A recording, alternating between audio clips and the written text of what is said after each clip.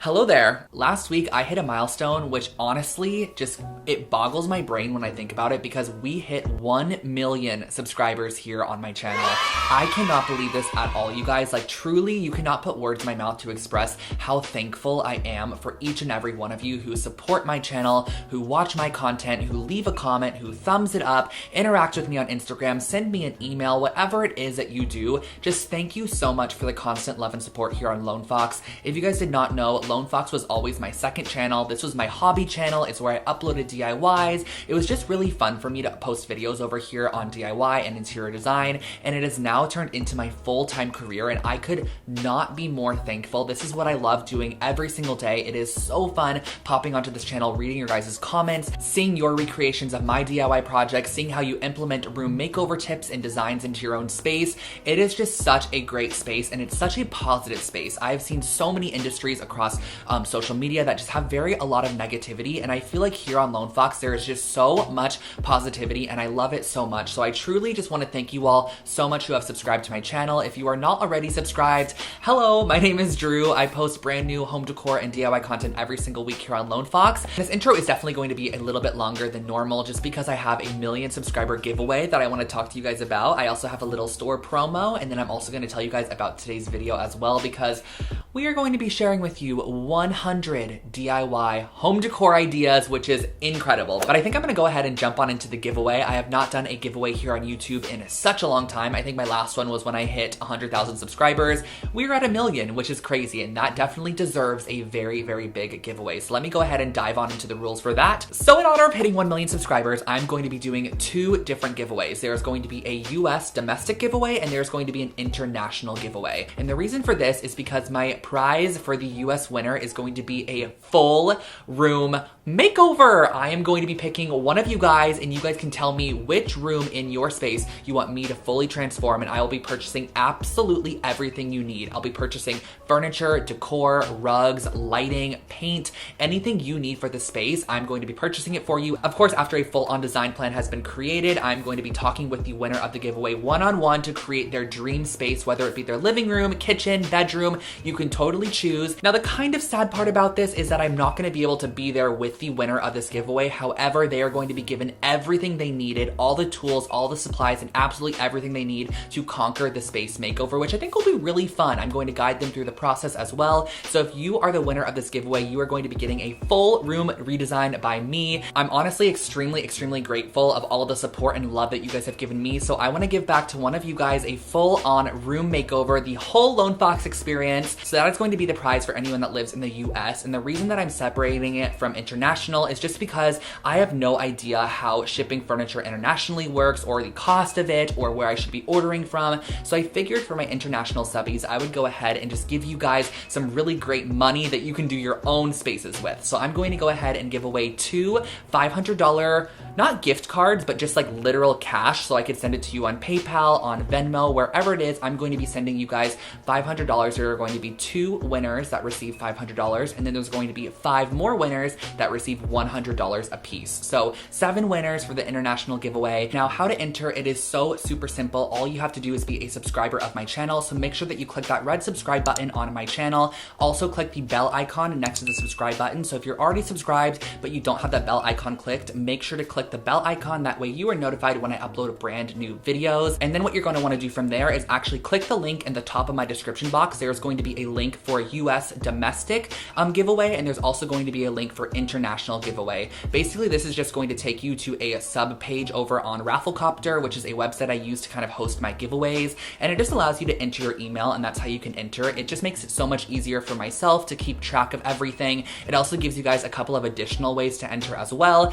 and it's just a really great service that I use, and you are not going to get your email bombarded or anything like that. It just makes it easier for me to go ahead and select winners in the end rather than having to kind of randomly scroll through comments. I feel like this just makes it really fair for everybody. And I'm also going to have all of the additional details and rules in the description box below, such as the end date of this giveaway. And of course, it is open 100% international based off of where you are. You're just going to click the link in the description box and enter the giveaway. And one last little goodie for you guys here on my channel. This is only for you that are watching right now. You can get 15% off of my home decor website, which is lonefox.com. I have such cute home decor over there. There are throw blankets, we have pillow covers, and there's really anything that you need to decorate your home. there's kitchen goods, there's lifestyle products. I have a whole line of merch over there. You can get 15% off your order using code MILLION at checkout. So that's only for you guys here on YouTube. So make sure to take advantage of that. Also, orders over $75 in the US do ship for free, which is great. So you can get 15% off on top of that. I will leave the link to Lone Fox in the description box below for you guys. But I guess we should just go ahead and dive on into my 100 DIY projects. Now, I know not all of you are going to sit through all 100 of these, but I do hope that if you kind of bounce around throughout this, it gives you a couple of creative ideas and maybe sparks creativity for you. That is the reason I wanted to create this video, is if you ever feel like you just need a little bit of a creative boost, come back to this video, click around. There's going to be a lot of content throughout here, so you're always going to be able to find something. And I'm sure there's quite a bit of content you have missed from my channel that is put into this video that I think you guys are going to love. So this is Editing Drew popping in super quickly. I forgot to also mention that if you guys want the full tutorials on any of these projects, since they are cut down a little bit just to make it not be extremely long, I'm going to link a blog post below that has all 100 projects listed out, and it has links to the videos and the timestamps exactly where you could find these projects. So go ahead, if you want to find any of these projects and you want the full tutorial on them, click the link to my blog post below and you'll be able to find a link to all 100 projects. Enjoy today's video and thank you so much for 1 million subscribers, but let's go ahead and roll the DIYs.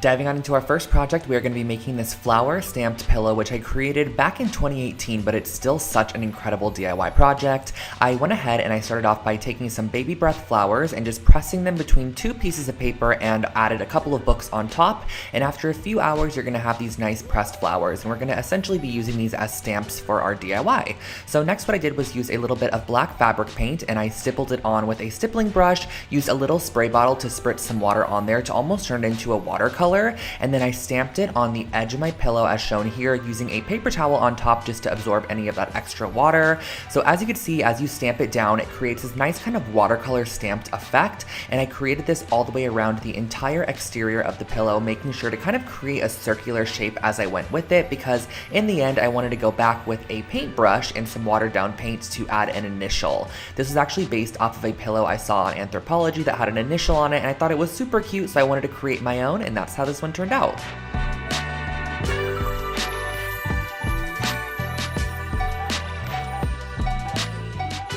This next project is actually my first ever IKEA hack I uploaded to this channel, and I love it to this date. So I basically ended up using all 3 of these products here. I used the Frocta straps. I also went ahead and used the Alceda braided floor cushion, and also this little stool as well. And the process of creating this is actually super simple. So I just went ahead, I flipped the floor cushion upside down and flipped the stool upside down as well. As you can see, I got this from the As Is section from IKEA. And all you have to do, since I'm using those Frocta straps here, is go ahead and just mount the stool to the base of the floor cushion. Now the underside of the floor cushion has a nice kind of metal wiring. This allows you to intertwine your strap throughout and just strap it however tight you would like.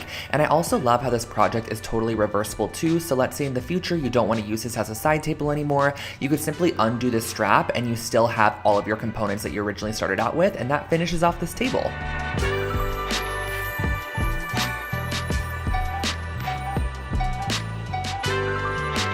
Here we have one of my first ever macrame project I created on this channel, and this is kind of like a faux macrame because you get the look of macrame without actually having to put in all the work needed. So I actually started off with this metal pot here. I believe I got this at Joann Fabric, and some macrame cord also from Joann's. So what I wanted to do is first start off by creating a ring that would kind of go along the top rim of the pot, and we're going to be creating our macrame based off this ring here. So cutting a couple of yards of macrame cording, you're going to need 2 strands per section, fold them in half, and you're going to create a lark's head knot over that ring that you initially created to hold your pot, and you're going to want to apply these at 4 different points on your ring there. So as you can see, we have 4 different sections applied, and now you're going to want to start the macrame process. So grab 2 strands and place them in the center, and you're going to use your right strand, go over the top of your 2 center strands. Your left strand's going to go over the top of your right's tail, underneath and up through the loop. This is going to be a very, very repetitive process, but this is why I kind of call it a faux macrame, because there's no need to really connect different strands and get kind of confused as you're going on with the process. You're only going to be working on each 4 of these sections at a time, and you're going to be creating a sequence of square knots, which is going to end up looking something like this. And once you reach your desired length, go ahead and tie all 4 strands in a knot there and cut 2 of the strands off that are not necessary anymore, so you only have 2 hanging from the end of the knot there.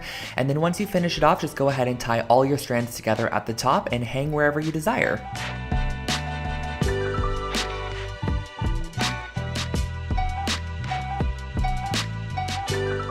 I'm a huge fan of taking Polaroid photos, but I never really know how to display them, so I figured we can create this really fun interchangeable Polaroid display. So I went ahead and used this wood sign and a couple of these bags here to create this. So the wood sign is from Michael's Craft Store. I went ahead and painted it white to start, but you could stain this, you could paint it black, however you want to go along with it. And then at the top, I went ahead and screwed in one of these little hooks here, which are traditionally used for picture hanging or hanging plants from your ceiling. And then I went ahead and grabbed my 3x4-inch bags, punched a hole in the top there, and you can slide your Polaroids inside, which really allows you to interchange them and kind of display them as you would like to. You can also add a ton of bags to this. You can have like 10 to 15 bags hanging from the hook that have lots of different Polaroids on them, so you can kind of flip through them and see all of your memories in one location.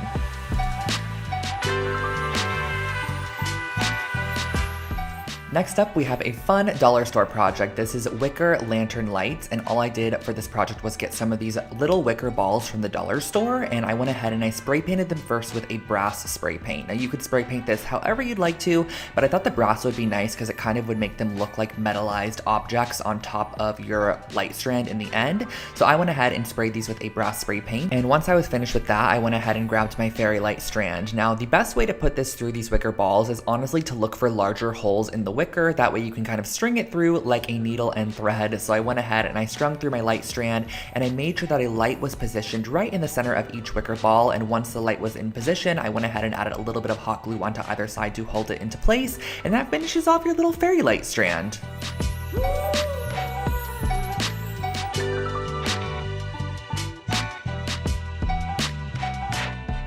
I have created so many throw blankets over the years, but this was an IKEA hack that I really love. It's so simple and easy to transform any blanket. So I went ahead and started off with a simple knitted blanket from IKEA, and I also got some chunky yarn and a large yarn needle as well. This just makes the process so much easier. So I went ahead and just strung my yarn through the yarn needle, and literally all you have to do for this project is create a nice chunky stitch along the edge just to add a little bit more detail to a basic blanket. So I went around, stitched the edge as shown here, and once you reach the corner, you're just going to want to make sure to also apply a stitch into each corner, kind of pivot it 90 degrees and work in your new direction. Now you can totally customize this and make your stitches as long or as short as you would like to. I feel like I made mine probably about 1 inch to 1.5 inches each, but I really love the kind of ununiform look of the stitches. I feel like it adds a nice handmade quality to the piece, and once you reach the end, you can snip it off and enjoy your throw blanket.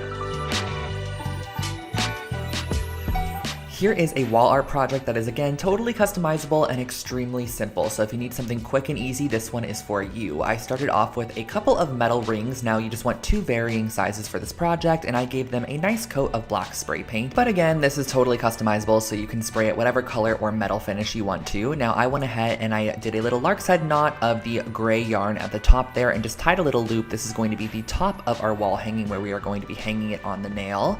And the next step is going to be very simple. Just cutting a couple pieces of your yarn to about 1 yard in length, folding it in half, and just looping it on the larger of the 2 rings. This is a very repetitive process of just looping the yarn onto each of the rings, letting it kind of cascade and waterfall over the top of each other to create a little layered wall hanging. So once you reach the end, I just created a blunt cut with those pieces. I feel like it gives it a little bit of a cleaner look, and on the ring that is smaller, I'm going to be applying this gray yarn to it. So doing the same exact methodology, just cutting it at the bottom to create a nice blunt cut, looping them on, layering it up, and that finishes off this wall hanging.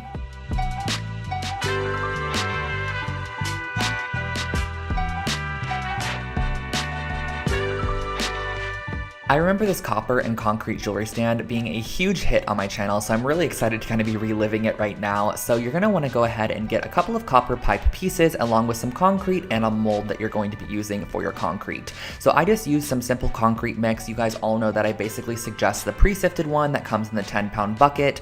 Back then though, when I was creating this project, I did not know about that. So now I do. I highly suggest that one. I went ahead and mixed up some concrete, poured it in the bottom of an oatmeal container, and then went ahead and placed one of my probably about 8-inch tall copper pipes on the inside there. You're going to want to go ahead and let that dry fully overnight so you have a nice base for your jewelry stand. The great thing about concrete is it's pretty heavy, so it's going to weight it down and allow you to apply really whatever you want to the stand. So I'm going to go ahead and just use E6000 to kind of conjoin the copper pipes together, but I went ahead and kind of placed this little T-shaped joint right there, and then I also added some E6000 on the inside to place in one of my copper pipes as well, which is is going to be the crossbar. Just let this cure for a couple of hours to the next day, and that finishes off your jewelry stand.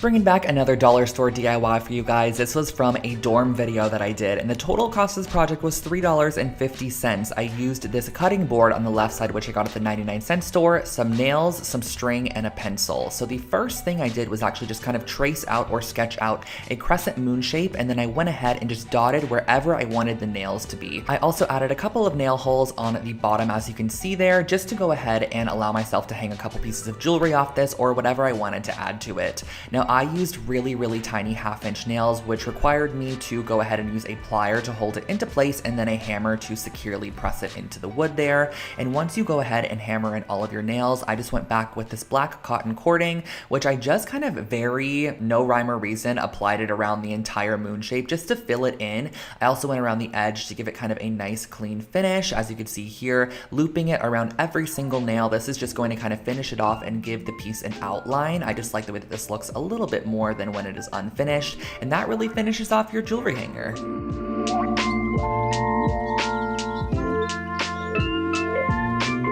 Moving on to our next project, I called this one Floral Globe Decor. Not sure why, because it is more so a fun paperweight or just a cute little shelf decor piece, but I went ahead and I used some resin for this project, a mold, and also some faux florals. So the first thing that I did was I actually sprayed my resin release spray into my mold, and then I pulled off a couple of these yellow roses here. I think I got these at Michael's or Joann's, but you can also get them from the dollar store for sure.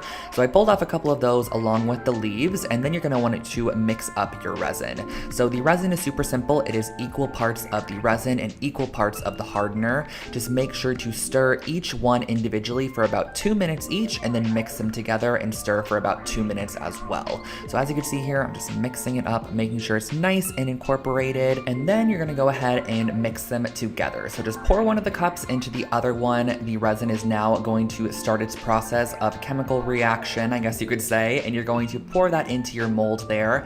I then placed in my flowers. You could do flowers, you could do glitter, whatever you have that is small that would kind of fit inside of this resin mold would be perfect for this project. I just opted for the flowers there.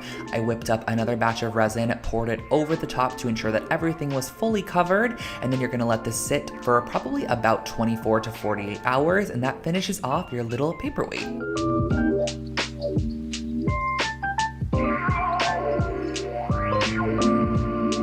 I remember this piece of decor like it was yesterday. This I had in my room for so many years and I loved it so much. It's a little hello framed decor piece, and all I used for this project was some yarn, a little frame, some fabric glue, and some canvas. So I first started off by taking my frame here and I glued it down to my duck canvas. Now this frame was, I believe, from Michael's at the time in their little like finished home decor section, but I got it on sale. I thought it was really cute, so I filled it with the canvas, tacked it down with a little bit of fabric glue, or you can use hot glue, and just cut away all that excess once you feel like it is nice and adhered on there. And next what we're going to go ahead and do is use a pencil to kind of map out the word that we're going to do. I just wanted to do the word hello because I have an obsession with writing that word. I don't know why, I just absolutely love writing out the word hello. So I opted for this mustard yellow yarn because yellow is one of my favorite colors, and I used a little bit of hot glue to adhere down the yarn in the loopy cursive font that I chose, which was my own handwriting. I don't know where I was going with that, but I went ahead and I glued it down in this nice little cursive font, and I just love the way it turned out. It just made me happy every single day I looked at this piece, and you can again totally customize this to have whatever word you want on the inside. It turned out really cute.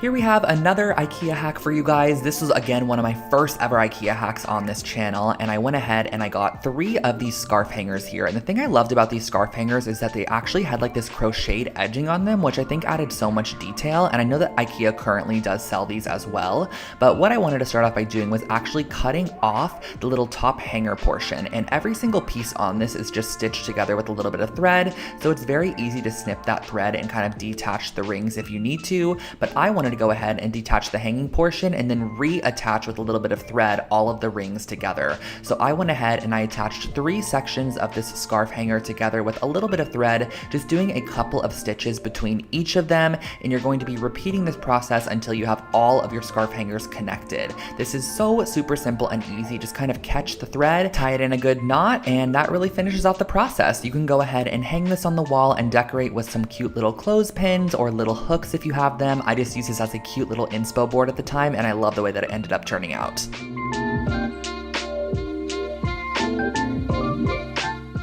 Here we have another super simple macrame project. This is definitely a beginning macrame piece if you're just kind of getting introduced to it, or you want to create a super quick and easy wall hanging. So the supplies that you're going to need is just some yarn, a pair of scissors, and a wooden dowel. So I went ahead and I cut my yarn to about 6 foot lengths of each strand. And for the start of this project, on the very left side, as you can see here, I went ahead and I actually looped 2 pieces of yarn on the start, and then every single section after that, I just did 1 piece of yarn folded in half and then looped onto our wooden dowel. So moving on from there, you're going to be creating, again, more square knots. This project only requires square knots, so it is very, very simple. A square knot is left over right and then right over left, and you're going to be doing this all the way down with the neighboring strand. So you're going to be grabbing a strand from one side, the strand from the neighboring one, and tying them together, and it's going to cascade downwards into a triangle shape until you reach the very end. So I went ahead and just repeated the process all the way down. You can actually go in and swap colors if you'd like to, and I also think it would be fun to go in with macrame cording instead of yarn, to use the macrame cord as the base of the project. And then once I was done, I went ahead and I hung it on the wall, and I used a pair of scissors to just trim away the excess yarn into an arrow shape. I feel like this really gives this piece a little bit more shape and overall a little bit more interest.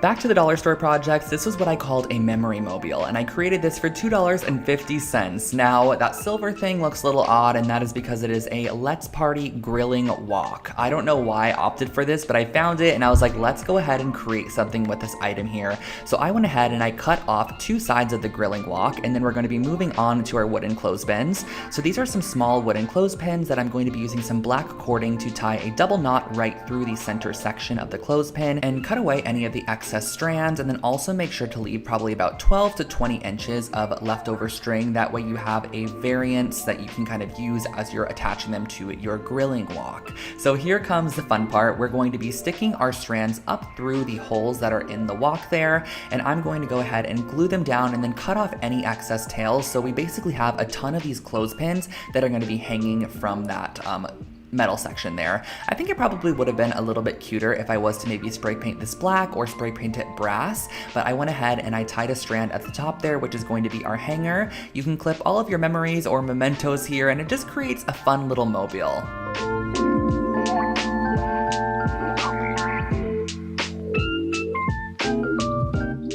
Here we have a super affordable take on a mixed metal wall hanging. So this is a moon phase wall garland, and what I used for this was some chipboard, some spray paint, some chain, some wire cutters, and that was pretty much all for the project. So I started off by spraying my chipboard, or my thick kind of heavyweight cardstock, with some copper spray paint, and then I went ahead and I cut apart a lot of these pieces of silver chain. Now if you want to, you can go ahead and use copper chain as well, but I wanted to go in with silver chain and kind of have that mixed metal look. I really love that when it comes to minimalistic wall art. I think it adds a lot of detail and interest. So I went ahead and I cut those apart, and I actually just hot glued those on to the chain, which I would never do nowadays. I would definitely use a jump ring if I was to recreate this project, but I think back then I didn't have jump rings, and honestly this was going to be a super lightweight project in the end, so I knew the hot glue was going to hold for sure. And I think the varying lengths of silver chain across this piece kind of give a lot of detail. If you had everything at the same level, it honestly in the end would kind of just look a little bit boring. So I love mixing up the lengths of chain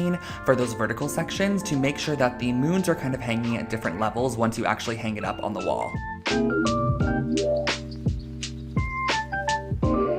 And this is what the chain base is going to look like. And the next step is going to be cutting out some moon shapes. So you can totally print out some shapes if you'd like to, or you could freehand them like I did. I just kind of penciled them onto a piece of paper, cut them out. I love the organic look of it, and I just glued them on with some hot glue, and that finished off your wall hanging.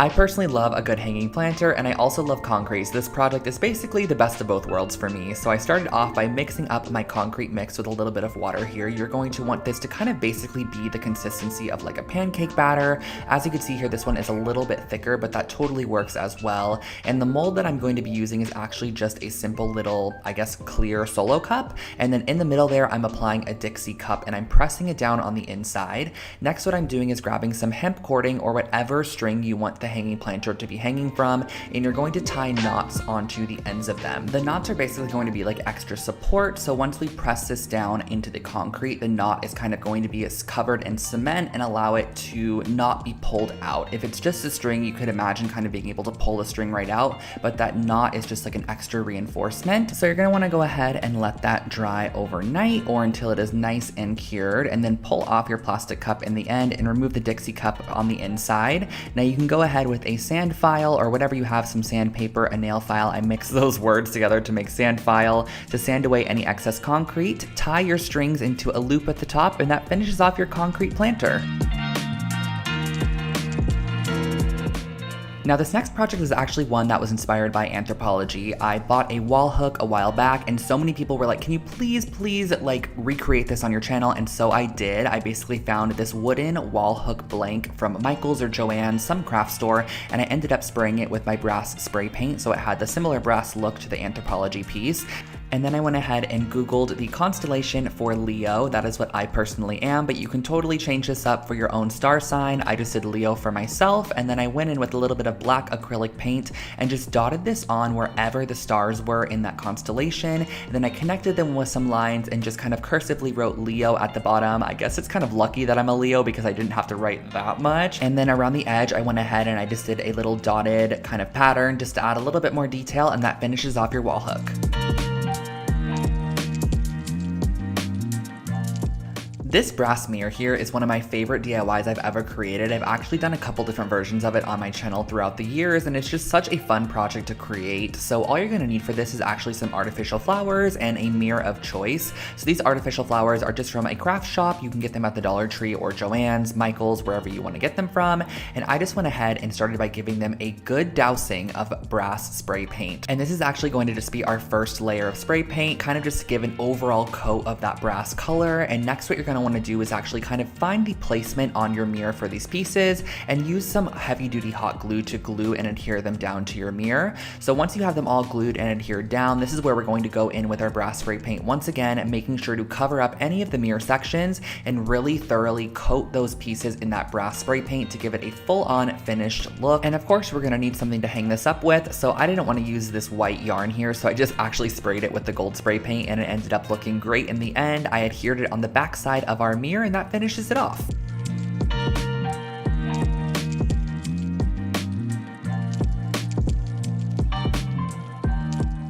I'm sure we've all seen these mesh trash bins at the dollar store, at Walmart, at Target, wherever it might be, but they're always not the cutest. So I want to share with you guys how you can add just a little bit of faux leather to this piece to make it more rustic and overall just cuter in the end. So the first thing that I did was I went ahead and I marked 3-inch wide sections and then drew a line to create a 3-inch wide strip that I could then cut with my scissors, because we are going to then go ahead and fold over those raw edges into the middle. So we're going to be ending up with a 1.5-inch wide strip of this leather material. So you're going to want to do this, that way you have nice clean edges on the front there, and then on the front side of your wastebasket, using a generous amount of hot glue, you're going to be applying your faux leather material and then creating kind of a little loopy handle at the top, which again is just for visual interest. There's no like rhyme or reason to this piece. And then I cut off the excess at the bottom there and went in with a little bit of white embroidery floss. I probably should have done this with like some jute cording or something just to match the vibe a little bit better, but I think it turned out cute nonetheless. So I went in and I just added a little X shape to secure the leather in place a little bit more, but also add a bit of detail to that edge there. I think this adds a nice touch. Tie it off on the back side, repeat on the opposite side, and that finishes off this basket.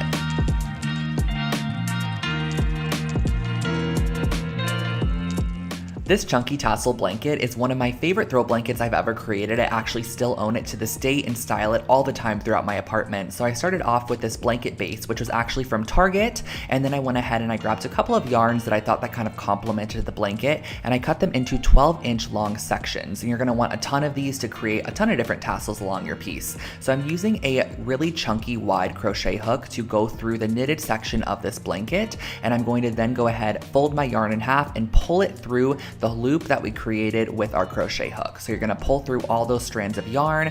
Once all 3 of them are pulled through, you're going to then go ahead and pull the tails through that loop, and that finishes off your first tassel. Now, to determine kind of the pattern you wanna go with or where you want to apply your tassels, you can map it out first if you'd like to, but I just went ahead and did chunks all around the blanket, making sure that I had kind of like an even spaced amount of chunks of different colors of yarn that just add pattern, texture, and dimension to the piece. You can also just go around the edge and do like a tasseled edge if you want to, but I just wanted to mix up the yarn, so I did a variant of white yarn. I also added in some that had these gray kind of flecks throughout it, and then in the end I just created these little tassel sections on the blanket, which just kind of give a little bit of detail.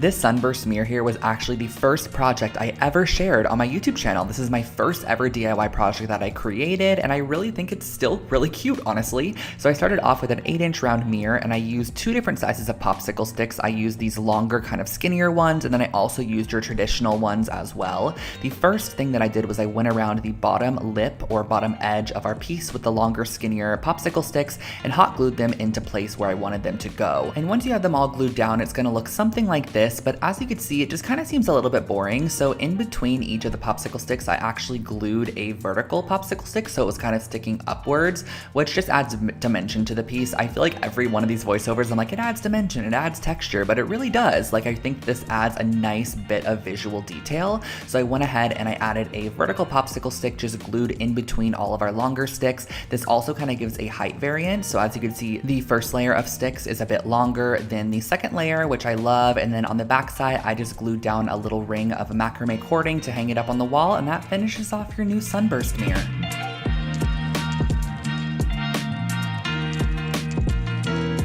Creating a concrete coaster set is actually extremely affordable and not as hard as it looks. All you're going to need is a couple of solo cups, some concrete mix, some water, and a hot glue gun. So the first thing that we're going to be doing is actually cutting the top rims off of our solo cups and creating our very own mold. And I'm going to be gluing down the top of our solo cups to the notebook cover there. So we're basically creating our very own mold. So next, what I wanted to do was mix up the concrete and pour it into the mold that we created. So you're just going to tap that in, making sure that you added enough hot glue around the perimeter of your mold to where the concrete will not seep out at all. Let that cure overnight, and once it is fully cured, you could basically demold your new set of coasters by pulling off that notebook cover, and this is what they end up looking like. You could sand the edges with a nail file or a little bit of sandpaper to give them a nice finish, and that's the finished project.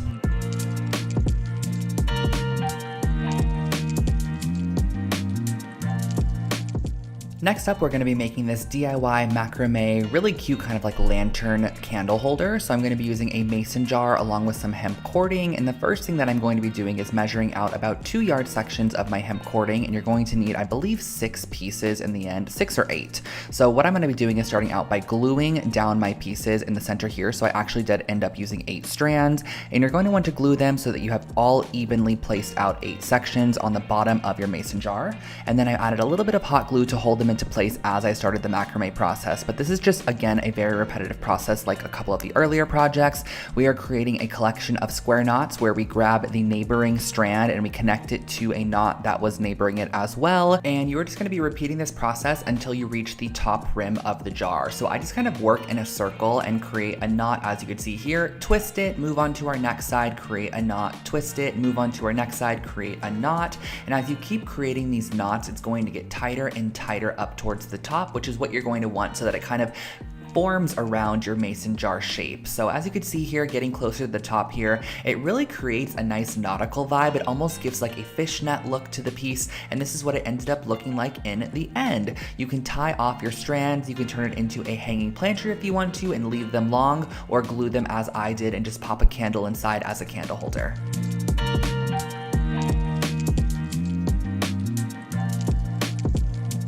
Cork is another really fun material to work with, and it's also super affordable. I got these cork sheets at the dollar store, and I wanted to turn them into some geometric wall decals, which you can just use as wall decals if you'd like to, but you can also actually pin things into them and use them as kind of like a little pegboard. So the first thing that I did was I just created triangle shapes out of the square shape, and I highly suggest using an X-Acto knife for cutting cork. It is so simple and easy. All you have to do is just kind of create a couple of strokes across using a ruler, and the cork will cut nice and smoothly. So I went ahead and I created these. I also went ahead and created some smaller ones as well, just using 1/4 of the cube. And in the end, I had all these different triangle shapes, which I could then go in and add a little bit of painted detail to. So using a little bit of Scotch tape, I just applied that on the edge there. And this one in particular, I wanted to have a nice little white edge. So I went ahead and I added some white acrylic paint on there. I also painted some fully white as well. And once you're done, you can pull off your acrylic paint and you can just attach these to the wall using some 3M mounting squares, and that finishes off this project.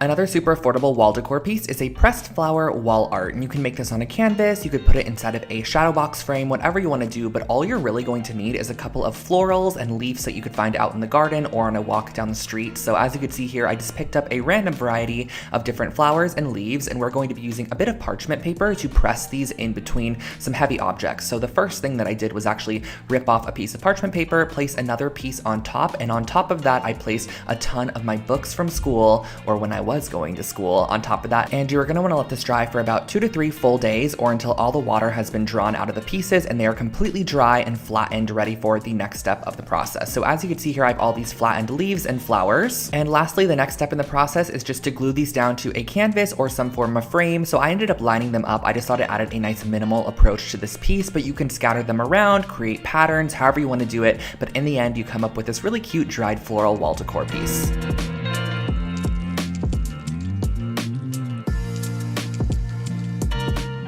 Whenever I create these IKEA rugs here on the channel, you guys always love them so much, and this is going to be one of the designs that I've done. I believe I've done about 3 to 4 of them, but I'm using the Lohals rug, which is basically a jute knotted rug from IKEA, and I'm also going to be using some masking tape to mask off any sections that I want to apply the spray paint to. So as you can see here, I applied 2 borders that ran horizontally, and then I applied a ton of vertical strips, and each one of these vertical strips took up about 2 different knots. So I kind of used my knots as measurement, and my masking tape that I used, which I believe was about 1 inch wide, ended up covering 2 full knots. So I was able to kind of measure out as I went, and then I went ahead and applied on my paint here. So I'm just using a regular white acrylic paint. Now, since I've actually created a couple of these rugs since this project was created, I highly suggest using spray paint as opposed to just acrylic paint. Honestly, it is so much easier. You can just spray right over the top of your masked area, wait for it to dry, peel it off. I also feel like the paint goes on so much more opaque as well, and if you do this process, you could apply a clear coat on top to lock it in.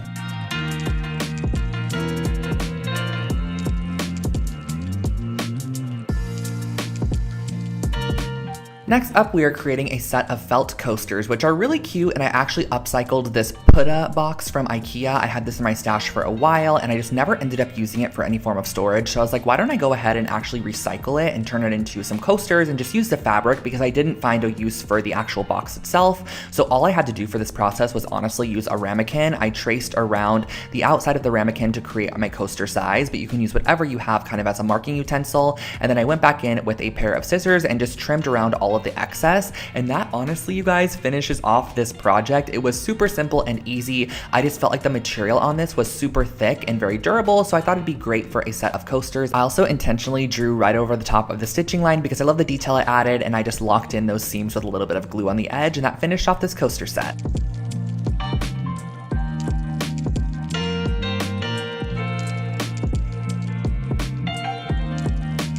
This project here, you guys, really takes me back because this was such an old DIY that I created, but honestly, it's still such a cute concept, and you can totally use this on really anything that is glass and kind of create a frosted glass look. So the first thing that I actually did was just grab some regular old printer paper, and I'm going to be cutting out some triangle shapes, which are going to be our masks. So I cut a 2-inch wide strip of paper, and from that paper, I went ahead and freehand cut a couple of triangles. I just like the organic shape of a freehand cut triangle as opposed to measuring them all out. I think it kind of adds a little bit bit more of a boho element to this piece. And I went ahead and I actually adhered these down with just some water-based glue, just an Elmer's glue stick, because it's super easy to remove from glass. It's kind of just a temporary fixation at the moment. And then what I went ahead and did was actually spray on top of it a coat of sea glass spray paint. And as you can see, when you go ahead and remove those masked triangle sections, it reveals the shiny clean glass underneath, and you have a frosted glass over top, which overall gives you this kind of nice embossed etched look.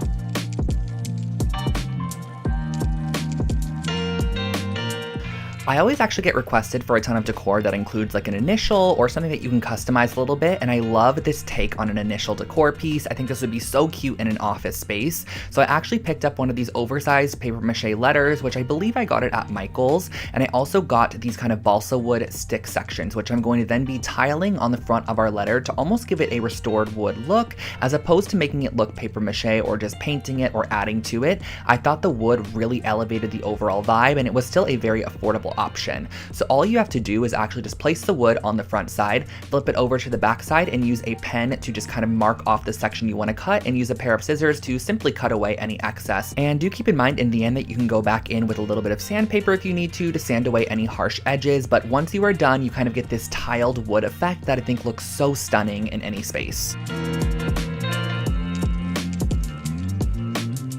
For our next project, I really wanted to create a functional DIY with supplies that I already had in my stash, so I ended up opting for using a coat hanger from IKEA, one of the wooden ones, and some thick gauge brass aluminum wire. Now this wire is super easy to bend, so all that I had to do to start was just kind of wrap it around very haphazardly. There is no rhyme or reason to this at all, and as you want to add a hook to your piece, all you're going to do is kind of create a stick section that comes off of your coat hanger. As you can see here, I bent it in half at the end and then brought it back up to the start, where I'm able to then continue down the length of my coat hanger. So as you're wrapping this around your coat hanger, I just did it very organically. There was no rhyme or reason to this in any way, and as I wanted to add a hook again, I went ahead, I created my hook section by bending the wire in half, bringing it back up to create a little hook shape, and then I went ahead and I sprayed the top with a little bit of brass spray paint, and that finished off this project.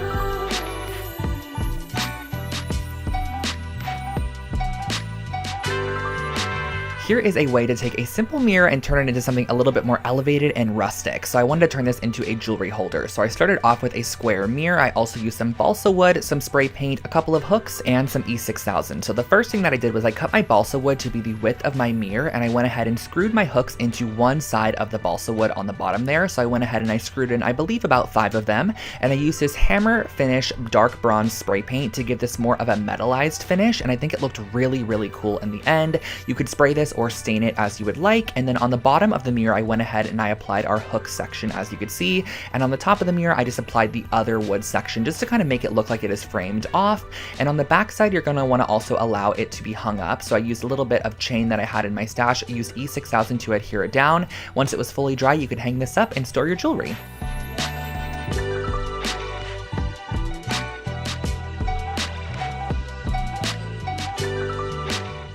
Affordable furniture DIYs are always a hit here on Lone Fox, so I wanted to share with you guys how I created this nightstand from a simple crate from IKEA. So this is the Naglig crate, which you could pick up for about $10 at IKEA, and I went ahead and I started off by just constructing it based off the instructions. You have to just screw all of the elements together, and once they're all screwed up, you have a basic wooden crate. Now on the bottom of the wooden crate, I wanted to add a leg, so I elevated it off the floor with these little wooden trinket dishes, or like little wooden trays that I found at the craft store as well. They're just a simple wood, very similar to the one from IKEA, and I just E6000 these down. You could also use a nail gun if you'd like to, and once you are done, you have a very simple, minimal nightstand.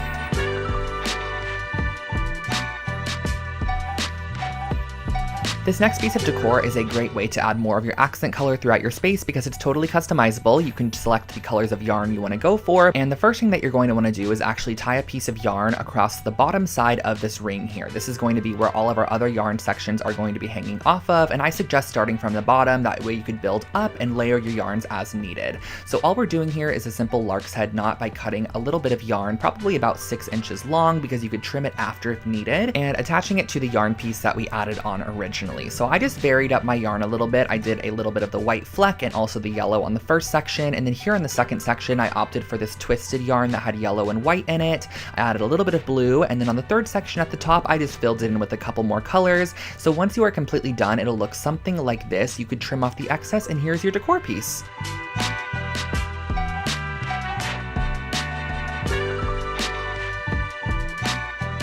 This is a really fun multi-purpose DIY. I created a memento lampshade because lampshades can be a little bit boring, so if you have a basic lamp, especially in like a dorm room or a small space, spice it up with this simple hack here. All that I started off by doing was just painting my clothespins how I wanted them to look, so I think I did a mixture of black and then also just the raw wood as well. All you have to do for this project is literally glue down the clothes clips all the way around the exterior of the lampshade, just kind of spacing them out however you would like them to go, and keep in mind wherever you place a clothespin, you can add a Polaroid or a little memento, and that finishes off this lampshade.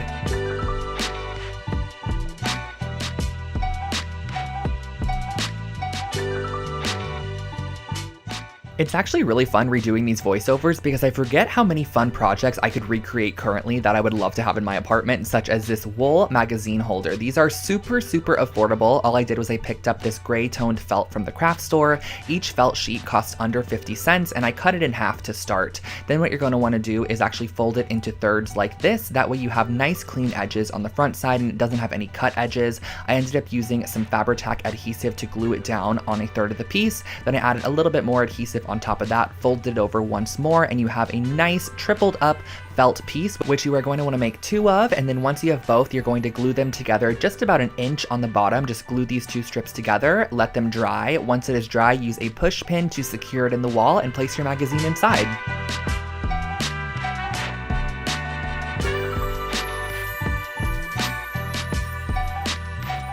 If you love a freehand, very artsy project, this one is for you. I created this as a dorm decor piece a while back, and it is just a kind of moon phase galactic pillowcase. I just used a simple white IKEA pillowcase and some black fabric paint to paint on some stars and moons around the exterior of this pillow. I also added a couple of constellations, and that was all.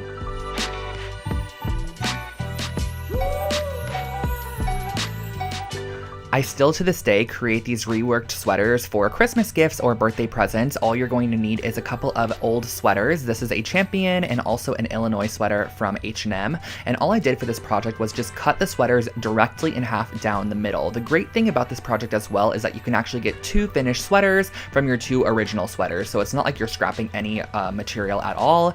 So what you're going to want to do is actually pin the right sides of your sweaters together down the front, and you're going to be sewing this up the entire front side using just a straight stitch. I suggest doing the triple straight stitch so you have a nice strong bond. I removed those pins, and on the back side you're going to put right sides together once again. Add a pin every couple of inches to hold the fabric together, add a nice straight stitch all the way throughout, and that finishes off your brand new reworked sweater.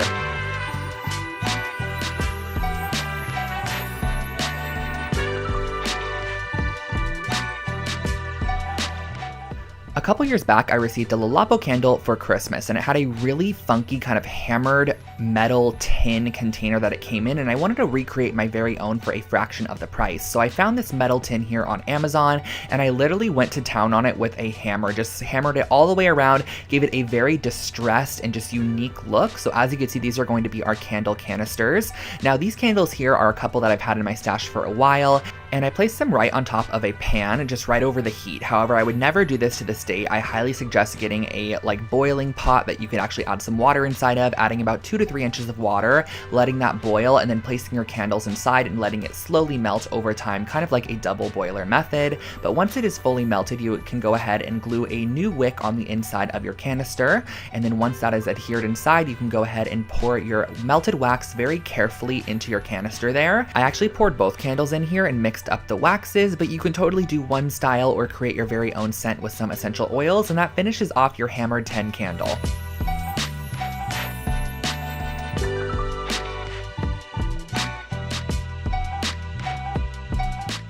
This pillowcase was such a fun one to recreate. It was inspired by an Urban Outfitters one that I believe cost around $80, and I knew we could take a simple IKEA pillowcase and create our very own with just a little bit of black fabric paint. So I started off by cutting off any of the tags and using some black fabric paint to paint on the shape of an eyelid, just like a very organic kind of half circle shape. And from there, I went ahead and I added on some eyelashes to this piece as well. If you guys can see, the brush that I'm using has a very flat top, and it's almost the width of of all of the lines that I'm creating, which I just find makes it a little bit easier when freehand painting like this. And there really is no rhyme or reason to this. I know I say that all the time when I'm painting projects like this, but really as you go, you can add to the piece, take away, and if you mess up, honestly, just keep on working on or add it and implement it into your pattern elsewhere so it doesn't really look like a mess up. So I just went all the way around, added this pattern throughout, and that finished off this pillow.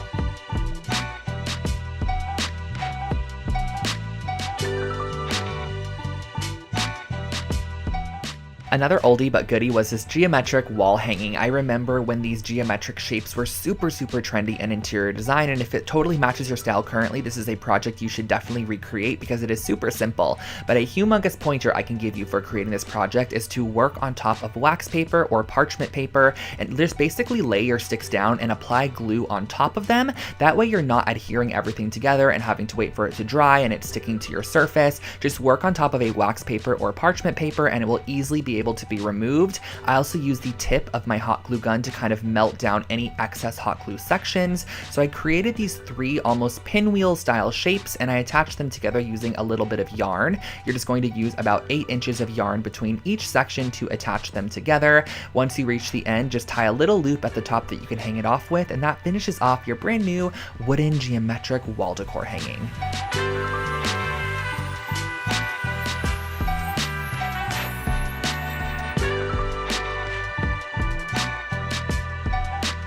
This next project was actually another take on that little wall strap that I created with the wool fabric earlier, but this one is just a wall pocket and it is super simple to recreate. You're just going to need 2 pieces of 8.5 by 11 felt, and on one of the pieces you're going to start by rimming the entire outside, leaving a 2.5 inch section at the top that you're not going to be adding glue to, because once you actually adhere this down, the sides and the bottom are going to be nice and adhered, but that 2.5 inch section you're actually going to want to fold down like this, add a little bit of glue to either side as shown, and fold that down. That way it kind of creates this little pocket flap, lay a couple books on top, and once you're done you could hang this on the wall and add whatever you'd like inside.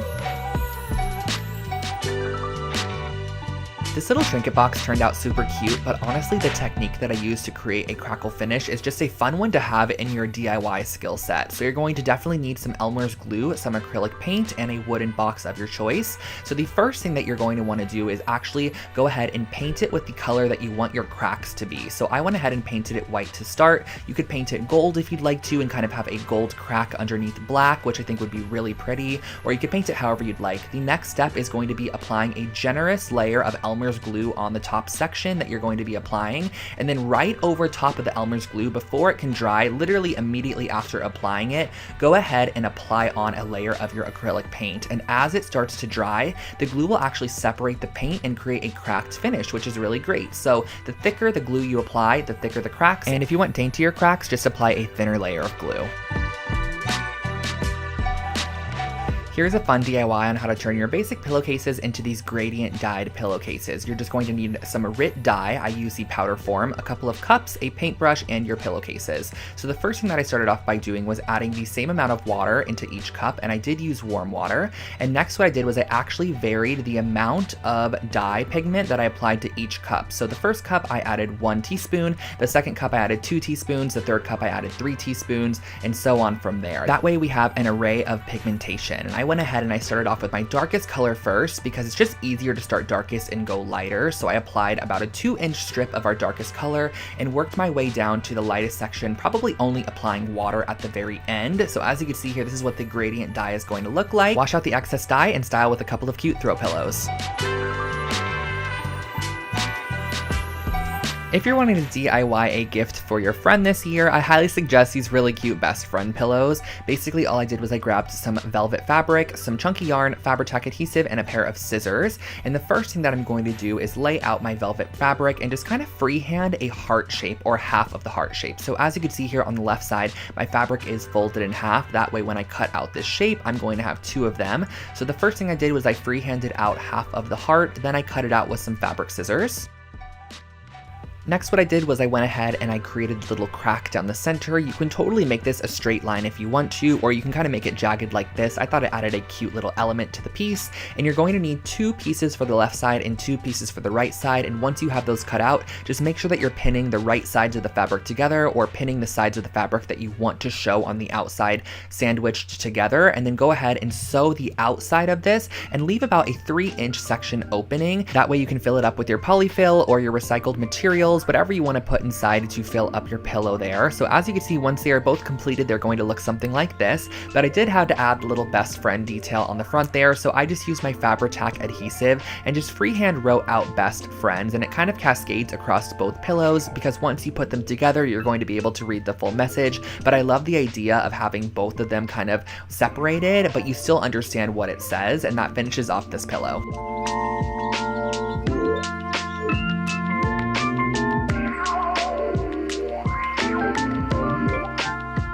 Another super affordable set of coasters created here on the channel were these leather wrapped coasters. Now the supplies are very minimal. All you're going to need is some foam board and also some faux leather material. So the first thing that I did was I cut down the scrap piece of foam board into 4-inch by 4-inch squares. Those are going to be our coaster size. Next, once you have those cut out, you're going to go ahead and just cut out a piece of your vinyl leather or your faux leather and cut it out with about 1 inch to spare on all the edges. That way you can go ahead and apply your E6000 adhesive on the bottom side, press it onto your faux leather material, and then you're going to press that down just as shown here. Next, what I did was I cut off all of the corners. That way we can create a nice clean fold, and I also make sure to leave about 1/8 inch of material on that corner. That way when you fold it up, you get a fully covered corner as opposed to having any of the white show through there. So I just went ahead and I adhered down all of our flaps on the back side, let it dry, and cut out a piece of material to glue over the top of those flaps there. And once you are done, this is your finished coaster set.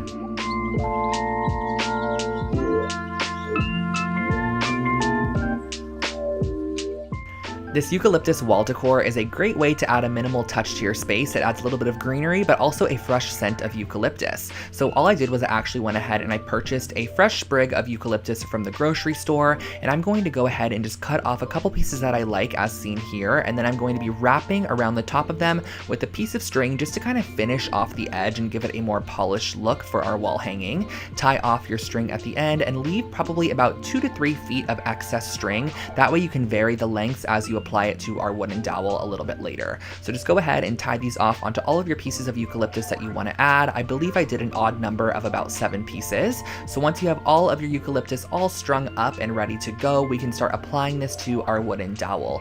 And when it came to constructing the final piece, I just went ahead and made sure that all my eucalyptus pieces were hanging at different lengths, so it just added a little bit more visual interest and not everything was at the same exact level. So I just double knotted these onto my wooden dowel all the way down, making sure they were nicely secured. And once you have them all attached, you can hang it on your wall, and that finishes off your eucalyptus wall hanging.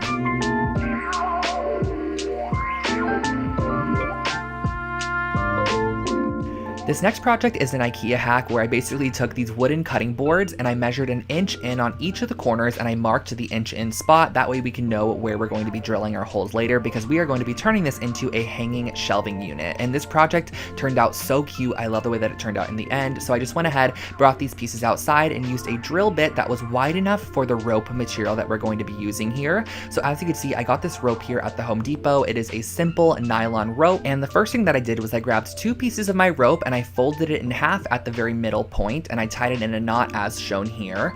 Next, what I did was I measured down about 18 inches from our knot and I just made a little marking on our piece because that is exactly where we're going to be tying our knots on each section. Now the knot is what's going to be holding our shelf in place, so you're actually going to want to make sure that all of your knots are in a very similar spot. That way your shelf is very level and it's not off center, because if you have knots that are hanging lower on one side, your shelf is then going to hang lower on one side as well. So using a ruler, measure down about 12 inches, make a marking, and just make sure that you tie your knot in the same spot once again. The great thing about this project is you can totally adjust the knots as needed. They're not anything that is super tight, and once the shelf actually sits on top of the knot, it kind of tightens itself naturally. You can hang this up and enjoy your new hanging shelf.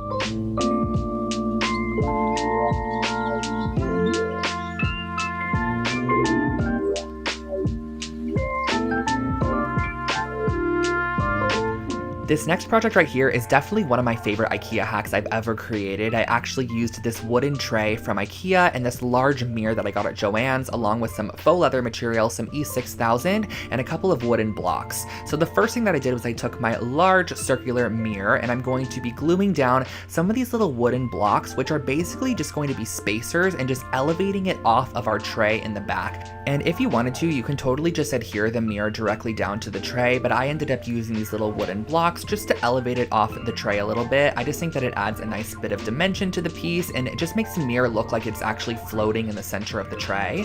And next what I did was I grabbed this faux leather material and I'm cutting out a 3-inch wide section. And you're going to want to make these strips down the longest side of your fabric, because we're going to want very long strips. That way we can create the band that's going to wrap around the outside of our mirror and just give it that very rustic, elevated appearance. So using a little bit of hot glue, I just went ahead and I adhered this down the entire strip there, just making sure that I folded it in half. And the reason that I did fold it in half was just to save a little bit of my material. I knew that the folded in half section, or the ugly side, can face the back of the mirror, which is going to be against the wall. So what I did was I just adhered my strips together, and then I E6000 them on the outside of my mirror using clothespins to stick them down as the adhesive dried. Now what we're going to be doing towards the top here is creating this little section, which is kind of like a triangle, and you're going to want to adhere these two strips together there, place a book on top, let it dry, and once it is dry you can hang it on the wall.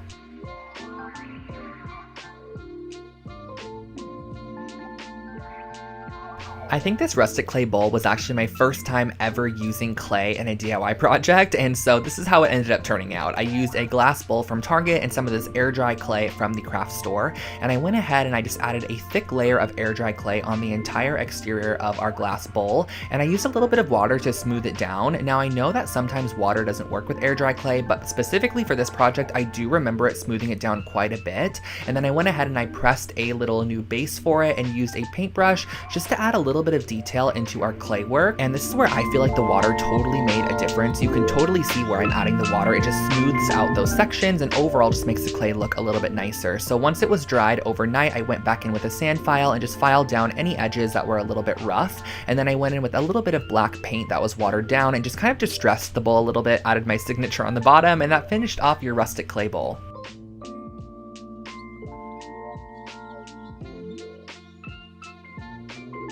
As many of you guys know, I love making throw pillows here on the channel, so here is a geometric yarn pillow that's really fun to recreate. I just used one of the Vigdis pillow bases, some white yarn, some Fabri-Tac adhesive, and some scissors. So all I started off by doing was grabbing a ruler and just kind of creating a couple of geometric shapes on the front side of this pillow. These shapes are kind of just going to act as a basis for our geometric yarn designs that we're going to be creating on top there. So as you can see, for the first one here, I actually cut every single individual piece of yarn all the way across, but as I worked on this pillow a little bit more, I realized that I can just make the yarn kind of loop back and forth, and I was going to be creating a border on it, as you can see here, with a little bit of yarn in the end. So I knew that those would be covered. So I just went ahead and I created these little sections on the front of the pillow, filled them in with yarn, and once they were done, it just reminded me of a piece you would see at Target.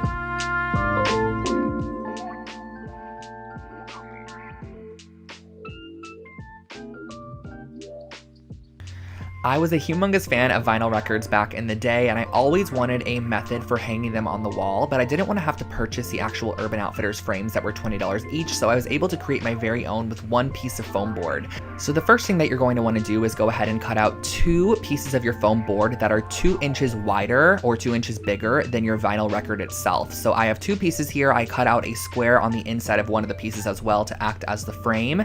Now on the sides here, I cut out these 3/8 inch strips, which are going to act as borders or barriers. And the great thing about using the foam board is that it elevates it a little bit so that you can easily slide your vinyl inside. So I just used some E6000 adhesive and just glued this around the exterior of my vinyl record once it was placed on the inside there. But you do not need to add a piece of this to the top there. That way you can slide your record in and out in case you want to ever exchange it for a different one. So once that was all glued around the outside, I then went ahead and added adhesive to the top of those strips, placed on top my frame section there. So this is kind of creating our shadow box, which you could then slide your vinyl on the inside of. I just wrapped a piece of yarn around the entire exterior inside of the little groove that we created, cut off the excess, tied it in a knot, and I hung this up on the wall, and that was my vinyl frame.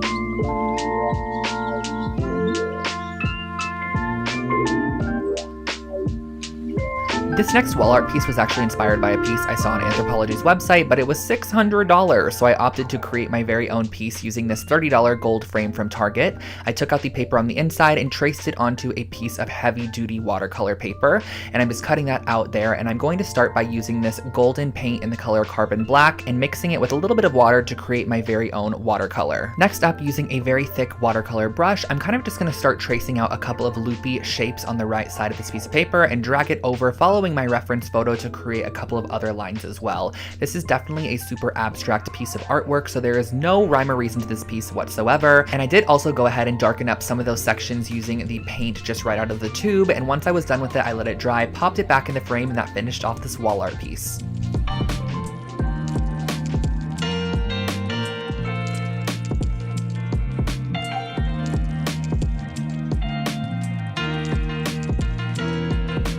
I'm back with one of my favorite materials, resin, and we're going to be making one of my favorite projects, some coasters. So these are some agate coaster molds. You can find these on Amazon if you search agate coaster mold. I also got these dried flowers on Amazon as well, but you can totally dry your own based off of some of the methods that I shared with you guys earlier.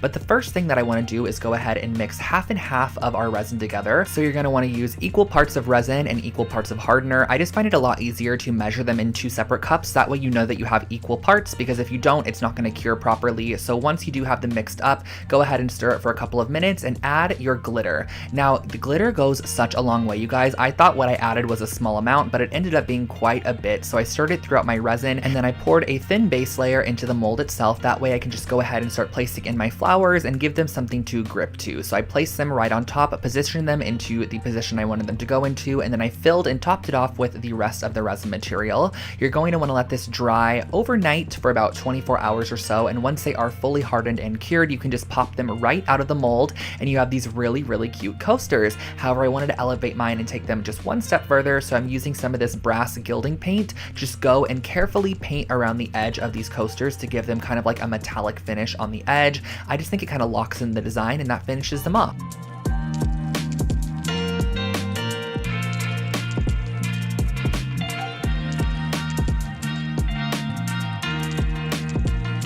This is probably one of my favorite dollar store projects I've ever created, and I ended up finding a ton of these little canvases in different sizes and also some assorted faux florals at the dollar store, and I pulled them off of the stem. We're going to be doing a very similar method to that gold brass mirror that we created earlier, but we're going to turn this one into a really cute wall hanging. So the first thing I did was I grabbed all my florals from the Dollar Tree, brought them outside, and just gave them a coat of brass spray paint just to kind of get the actual coating process going. We're going to be able to go back in later and really finish it off, but for now we're going to be using the brass spray paint. The next thing that I did was I went in and I added gold paint to the back side of all of my canvases, and I love how it goes over the top of the staple. It really makes it look welded. Next, moving on, we're going to be applying the first set of florals to our wooden dowel. Now from this wooden dowel, our little canvases are going to hang, so this is going to be kind of like the most focal point of the piece. I brought it back outside once all of our florals were attached to it and just sprayed any of those excess areas. And last but not least, you're just going to go ahead and use some string and apply on your canvases. Inside of these little canvases, you're actually able to go ahead and just pop in a photo or however you want to style them.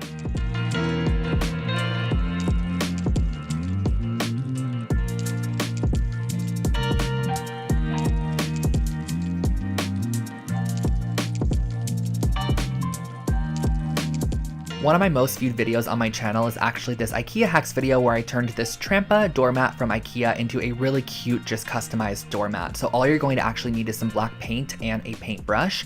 And what I'm going to be doing is on the bottom left-hand corner, I'm going to be writing the word hello. So just kind of freehand writing this out. You can totally use block letters or a stencil to help you with this. Flipping it completely 180, I'm going to go ahead on the opposite side and put goodbye. This is just such a cute idea. You can actually place this right outside of your door, have the hello face the person as they enter, and the goodbye face them as they leave.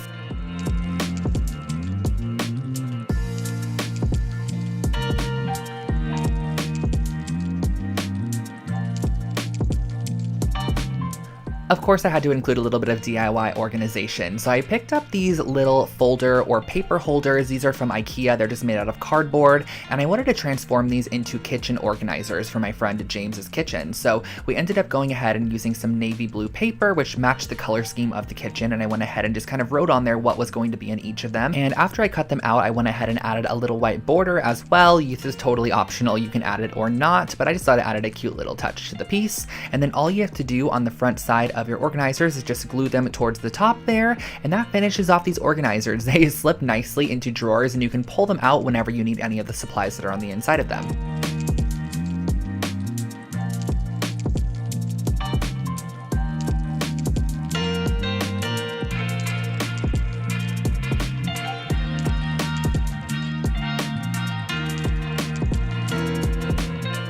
This next project was a really fun one where I ended up using silver silverware. This is just plastic silverware from the dollar store along with a 12-inch circle base, and I went ahead and I broke all of my spoons more towards the actual round part of the spoon. That way we had a longer handle section which we could actually glue onto the outside back of the mirror. So what I went ahead and I did was I started by gluing these on and kind of evenly spacing them around the outside exterior, and this is what we ended up having from the back side. And then what I next did was I went ahead and I added the spoon portion as well. This is just going to add a little bit more dimension and detail to the piece, and that's just really an inexpensive and structural way on how to elevate any basic mirror.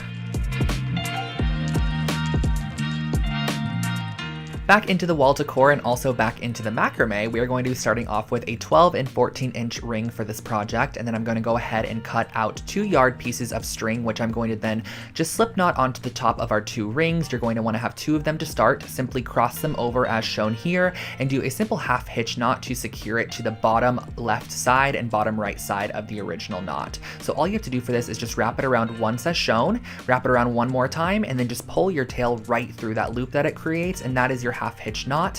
And from here on out, it is pretty repetitive. You're just going to go ahead and apply another slip knot on top, wrap it underneath, and then go ahead to the opposite side and do a simple slip knot to attach it on there. This might be a particular project that you want to watch the full video on because it's a little bit challenging for me to cut all of this into a little 1-minute section for you guys. But once you have all of your knots attached, it kind of creates this really interesting woven pattern in the middle, and you have all of these little tails here, which I then went ahead and did a blunt chop on at the bottom just to finish it off. On the top back side, I added a little loop that I could hang this up on the wall with, and that finished off this wall decor project. I really like this one, and you guys also have recreated it so many times.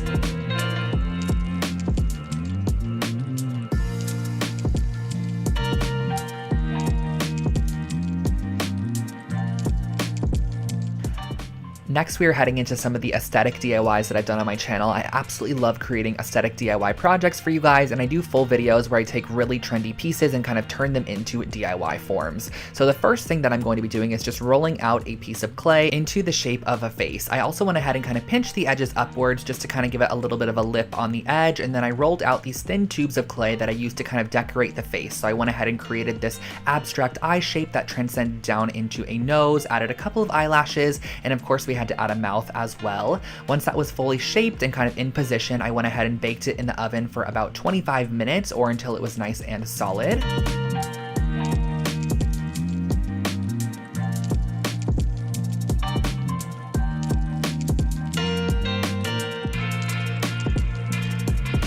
I remember seeing these wreath forms at the Dollar Tree all the time, and I never knew what to do with them, but I always knew I wanted to create something with a wreath form. So I went ahead and I grabbed this really thin gauge artistic wire, and I started off by just wrapping it all the way around the entire exterior of this wreath form. So I just kind of cut off sections and wrapped it as I went, just kind of going around the front side and the back side pretty close together, and occasionally also wrapping it around our middle strand or the top strand to kind of just add a little bit more detail and make the wire not look super uniform.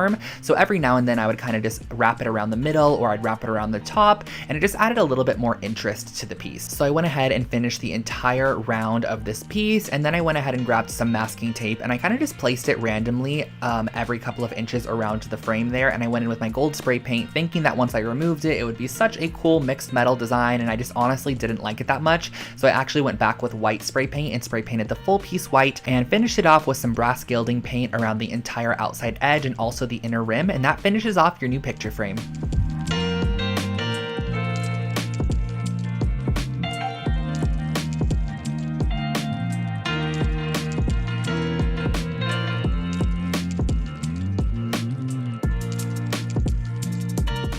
I actually used this tray earlier in a project, which was that mirror. It is the Stockholm 2017 tray, and I used some of these hairpin legs that I found on Amazon. So all you're gonna need in addition to this is some strong bond adhesive. So I actually flipped this tray over, and I'm going to use it as the tabletop for our little table that we're creating. This is going to be kind of like a little side table, and I suggest using E6000 to adhere this leg to the bottom, and also go back in and add E6000 into all of those holes at a generous amount. That way, once it's dry, it almost acts as a nail, and that really finishes off this project. Super simple and easy side table recreation.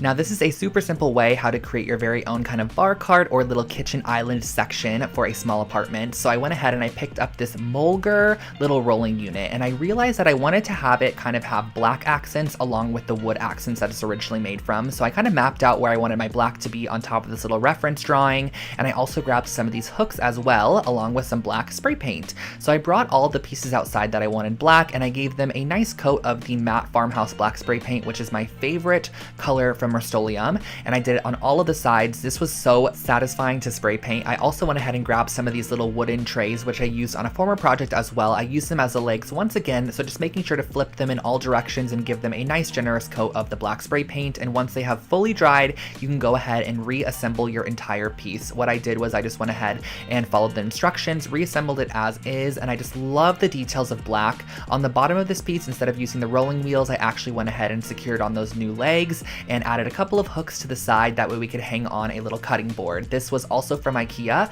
I screwed a couple of hooks into the cutting board. That way you can kind of have it hang off the side. And I thought this was the perfect little bar cart addition to any small space.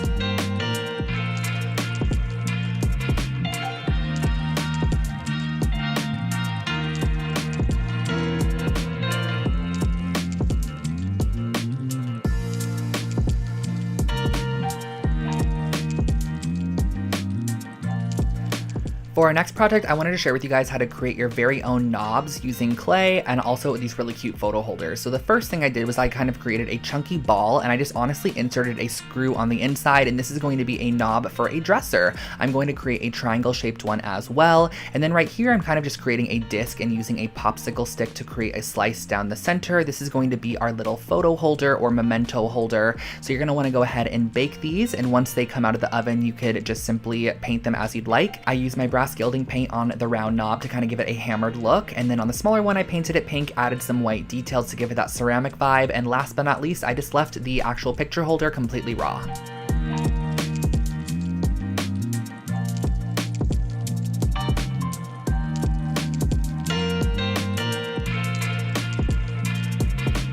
I personally am not a great painter, but I can definitely do an abstract art piece every now and then. So I picked up this wooden canvas and I started off by painting the entire base of the canvas with this cream colored paint.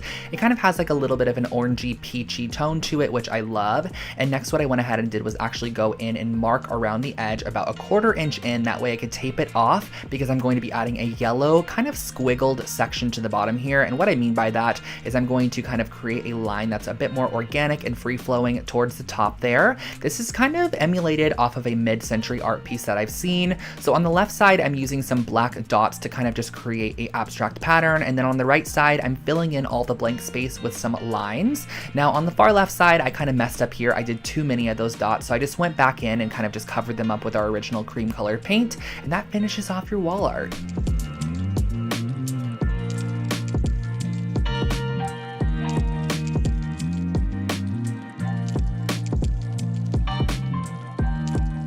This candlestick DIY is actually one of my most recreated projects on my YouTube channel, and all you have to do for this is actually fill up a pitcher or something pretty tall that you could submerge your full candlestick in with some lukewarm water, and you're going to let your candles sit for about 15 minutes or so.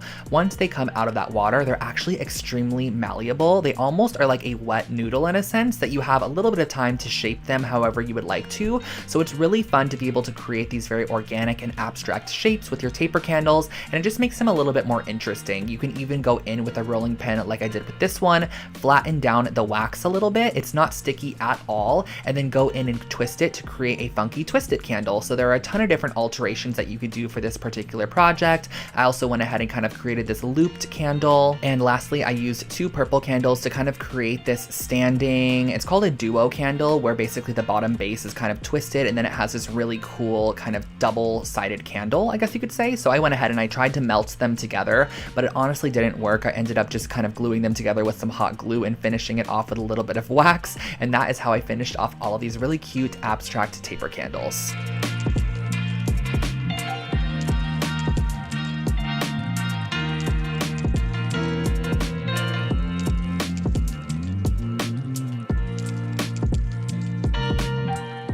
This next project was one that I kind of just did for fun with materials that I already owned. I used one of the little woven macrame baskets from IKEA along with the round circle object, which is this one right here. I've used this in a previous DIY as well. And I went ahead and I constructed it. And what I kind of realized I could do with these 2 IKEA items was actually create a basketball hoop, which sounds strange, but I thought it was really cute for like a little boy's room or something like that. So I went ahead and I cut away the mesh from the bag. So we just had this nice little like layer of mesh that I could then use to create my very own net. So what I basically did to create this net was I went ahead and I added a little dab of hot glue every now and then, and I just adhered it around the actual ring of the little Lindrande piece from IKEA. And once it was fully secured around on the back side, I did adhere it all the way on the back, and I glued together the net kind of on the back side because it was going to be open on the back side. So I glued that together as well. I then went ahead and cut away any excess material that I didn't need to use anymore. And I grabbed that little rimming that was actually the original handle of the bag, and I just glued it onto the bottom there just to make it seem a little bit more secure and overall a bit more finished. So once I had that glued on, I was able to attach my very own hook on the back side, and this is how I created a little basketball hoop for a little boy's room or anywhere you want to add this.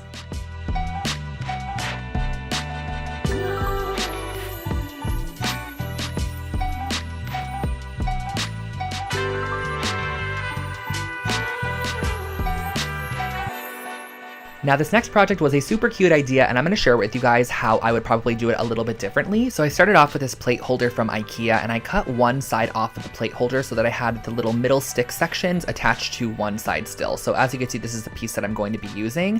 But something I did for this project, I don't know why I did this, but I just glued it down with some strong bond adhesive when I definitely should have drilled some holes in there and kind of lodged the wood pieces in there so it's a bit more secure, along with some glue as well. Now these shelf brackets I picked up at the dollar store, and I spray painted them with my matte farmhouse black spray paint. And once I had those done, I went ahead and I also sprayed 2 of these little hooks. And my intention for this being used was to actually hang wine glasses upside down on the little dish holder, and then on top you can add wine bottles and anything you want to add on the left side on the hooks.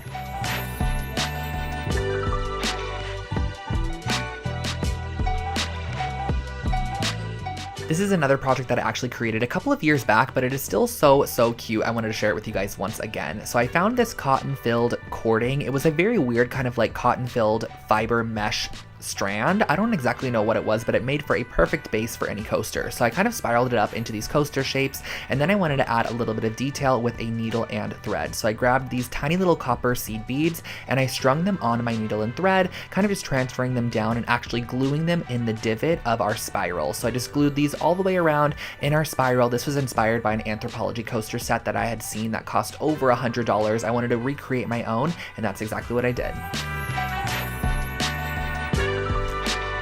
For our next project, I started off with this 14-inch round wood mirror, and I'm going to use my chipboard here, and I'm going to be cutting it down to be 12 inches wide, and I actually ended up having to add 2 more inches since it is 14 inches and about 6 inches tall. So I glued and adhered together 2 pieces of chipboard and just added a little bit of additional glue on the back side to make sure it was nice and secured. But essentially this is actually going to be fully wrapped in this yarn material, so there is no reason for it to be like extra strong or anything, as it will be glued down to the mirror once it is done. So all I did for this next process was just literally wrapped the entire piece in this burgundy toned yarn, and I went ahead and I set aside our yarn section, and I grabbed this gold washi tape from my stash, and I'm going to be wrapping this around the entire exterior of the mirror on the front side to almost make it look like there's a welded gold frame on the outside of this mirror. It just adds a little bit more detail in my opinion, so I added that on, and then towards the bottom half I didn't add it because I knew that I was going to be covering it with our little yarn wrapped section here. So that is exactly what I did. I placed down our little yarn wrap section, and then I also went in and added this little wood strip, which I had in my stash, onto the top there. So I cut that off and I adhered it down with some Fabri-Tac adhesive, coated it in that same exact gold finish tape, and then glued it right at the top there, and that finished off our little wall mirror. You can add a hook on the back side if you want to hang it up, just like I did with a little bit of macrame cord, and that finished off this project.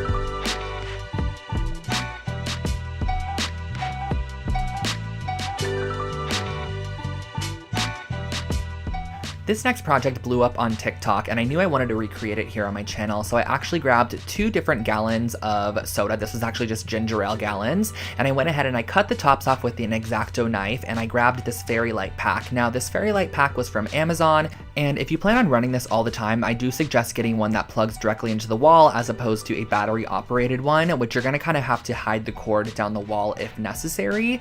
So what I ended up doing was just using the battery-powered one. I'm just gonna use this on more special occasions.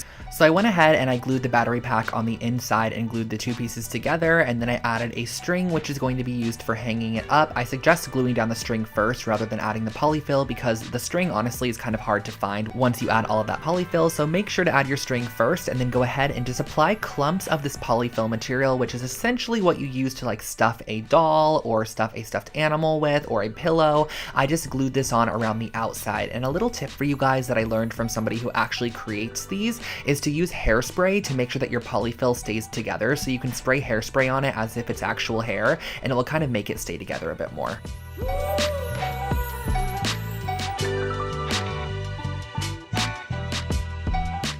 This is a really cute way how to make your very own Polaroid magnets for your fridge or any surface that you can add magnets to. So the first thing that I did was I actually went into my Photoshop application and I found a Polaroid image on Google, and I just duplicated it 8 times, and then I went to Pinterest and found a couple of images and just screenshot them into square shapes, just images that I personally liked. And I also did one of myself just to show you guys the different variations you can go for. I popped the images on the inside of each of the Polaroids there, and I printed it out as shown. And next what you're going to want to do is just cut them out using an X-Acto knife. So I just cut around all of the edges, making sure that each of my little Polaroids was its own image, and just kind of making sure to cleanly cut each of the Polaroid pieces, because we are going to be adding these onto a foam sheet next, which is kind of going to elevate them and just make them a bit more substantial. So I went ahead and I cut down different foam squares for each of our little magnets, and I glued on top of it our printed out piece of paper, and that really finishes off the base of our magnet. Super simple and very, very easy.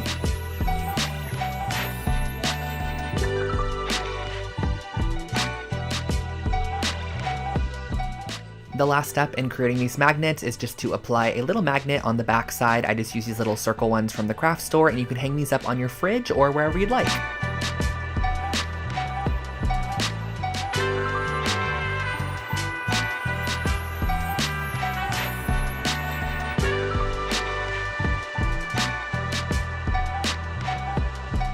Here is another anthropology-inspired project that I saw online. It was about $60 to $100 per piece, so I picked up this woven placemat at Target for just under $5 and used a little bit of macrame cord, and I cut them into 6-inch strips and used a crochet hook to weave them on the outside of the entire ring of this placemat. This is just a very repetitive process of looping through our macrame cording around the entire exterior of this piece, trimming it once you're completely done, and then what you're going to actually do is unravel the entire strand of macrame cording. It's kind of like a rope, so it is pretty easy to go in there and kind of unravel it a little bit, and then you get the individual fibers, which I used a little pair of tweezers to just kind of brush out. And once you're completely done with that, you can again spray some hairspray on these if you want them to stand up a little bit more straight, add a loop on the back side to hang it on the wall, and that finishes off this wall decor.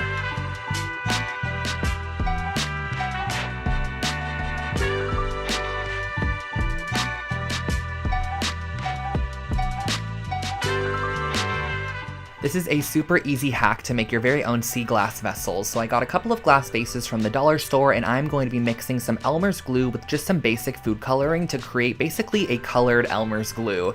And all you have to do from here on out is actually just paint this on the exterior of your glass vessel, and once it dries down, it's going to end up being such a pretty matte color. So I ended up applying just a decent amount of glue and then adding in a couple drops of food coloring. Do keep in mind that it's going to be pretty translucent, but once it dries eyes, you're really going to be able to see that color. For this first one here, I just did a nice minty green shade, and for our second one, I added some more Elmer's glue into a Dixie cup, and I just went ahead and I did a blue sea glass, which I love the way that this one turned out.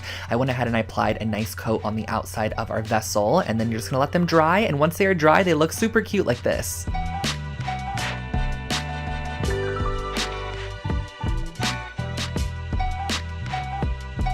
Back with another IKEA hacks, I'm going to be using this basket, which is the Sniddad basket from IKEA, and I'm going to also be using the Hema light cord. So the additional supplies are just a wire cutter and some hemp cord. So the first thing I wanted to do on this basket was actually remove the handles because I want to turn it into a pendant light as opposed to a basket. So I just cut off these little raffia strands on the side there, pulled out the handle, which was just kind of nail gunned in. And once you have both of those handles removed, we're going to be flipping it over so that way we can create an opening on the bottom for our light cord. So I just went ahead and I actually cut diagonal across from each other out some of those little sections. So I went ahead and I cut this one out, I cut a little bit higher than that, and then directly across from that, I did the same exact method of cutting them out. So I had two open holes here that I was then able to string my light cord through and kind of tie it onto that middle intersection and allow my light to hang in the middle and also me hang it from the ceiling there. So I just dropped through my light cord, wrapped it around, tied it on the inside there, as you can see, in just a simple little knot, and then I strung it back out the top. That way I was able to hang it up. Just insert your light bulb and that finishes off this pendant light.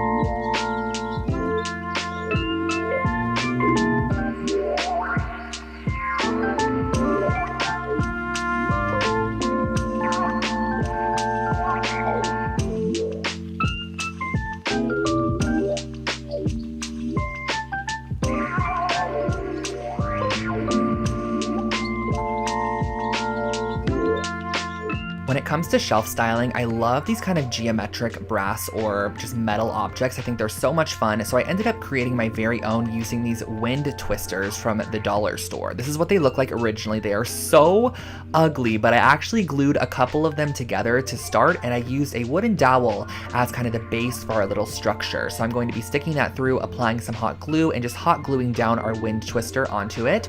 But do not worry, we are not going to be leaving this rainbow. We're actually going to transfer it outside and spray the entire thing with a brass or whatever color spray paint you want to put on there. I ended up opting for brass just because I feel like it gave it a very kind of unique and cohesive look. And then of course we needed to create a base for our sculpture. So I got this little wood cube at Michael's, and I'm going to be covering it with some marble contact paper just to make it look a little bit more luxury and high end. And I just kind of did this how you would a present. I just cut off different edges and made sure it was nice and flush. Created another one, just a matte black box to give you guys options so you can kind of see what it would look like. And once I had both of my box pedestal bases, I just drilled a hole down the center of them, which I could then go in and apply the stick with a little bit of hot glue so that our sculptures can stand up. So I piped in a decent amount of hot glue, pressed my stick on the inside, just made sure it was standing upright, and do not worry about this at all. It is super lightweight, so it's not going to topple over, and that finishes off our brass sculptural objects.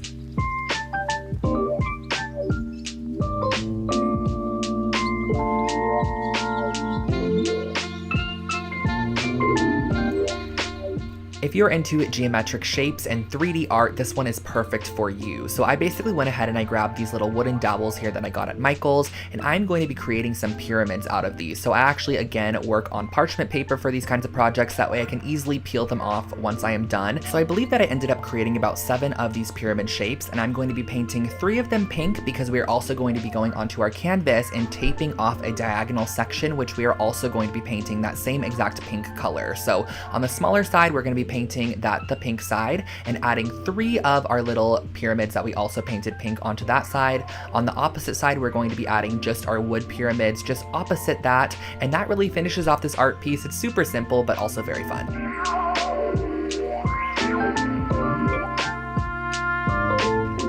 When the moon mirror became popular on TikTok, one of the most requested projects I created was this moon mirror. So I figured I'd go out and grab a circular shaped mirror, some joint compound, and get to work. So basically for this project, what you're going to want to do is kind of map out where you want your moon shape to be on the right side of your mirror there, and spread a decently thick amount of joint compound on that section. I probably did a 1/4 inch, but you can vary it and make it thicker in some sections. I believe that that also gives it a little bit more texture.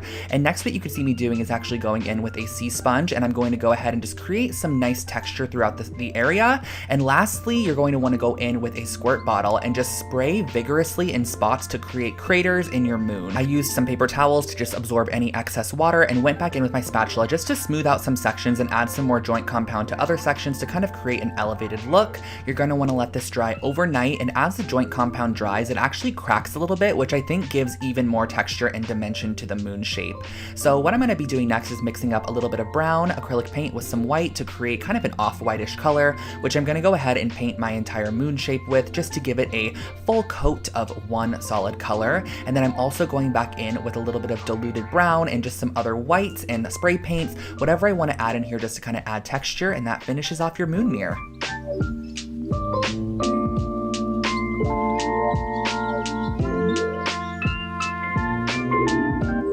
This next project is actually one of the most current projects that I posted on my channel. It is how I took this Ivar shelf side unit and turned it into a blanket ladder. So basically on the inside of the shelf unit, you can see that there are a ton of different holes which allow you to adjust your shelves as you'd like, but I just went ahead and every other hole I actually drilled through all the way to the opposite side because I wanted to be able to add lacing to the sides of this ladder just to give it a little bit more detail than just staining it as is. So that's exactly what I did. I also cut off the very bottom middle post, brought it outside, gave it a nice sanding to ensure that there were no splintered edges and that everything was nice and smooth, and I took out my classic black wood stain and gave it a full coat of this stain all the way around using a foam brush. You could totally apply it with whatever you'd like, a paper towel, a foam brush, and just let that dry outside for a full-on day. I especially say this for the black color because the black one seems to actually kind of bleed in some areas, so the more time you give it to dry, the better. I then grabbed some macrame cording and applied some tape to the end of them. This kind of makes a makeshift needle and just makes it a little bit easier for you to string that cording through the side there. Now, all I did on either side was just create X's on both the outside and the inside, crossing over my macrame cord as I worked my way down to the bottom, and I just really like the way that this added a nice little detail to the side. I think it would also be really cute with some leather cording, and that finishes off your blanket ladder.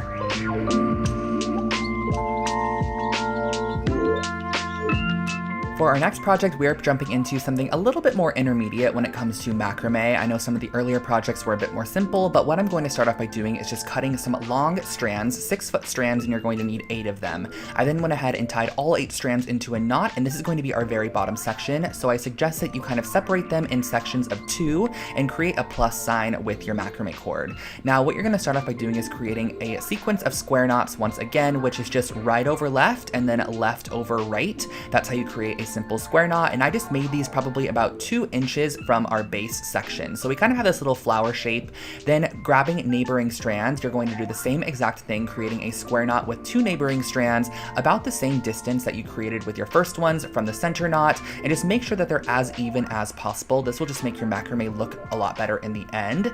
I placed my bowl on top to get an idea of how much more I would need to macrame upwards, and for this next section, I probably went up about 6 inches and created another square knot here. So as you can see, applying my next round of square knots, and then we're going to be doing a little bit of macrame, which is basically just constant right over left, left over right to create these little sections, and that finishes off your macrame planter.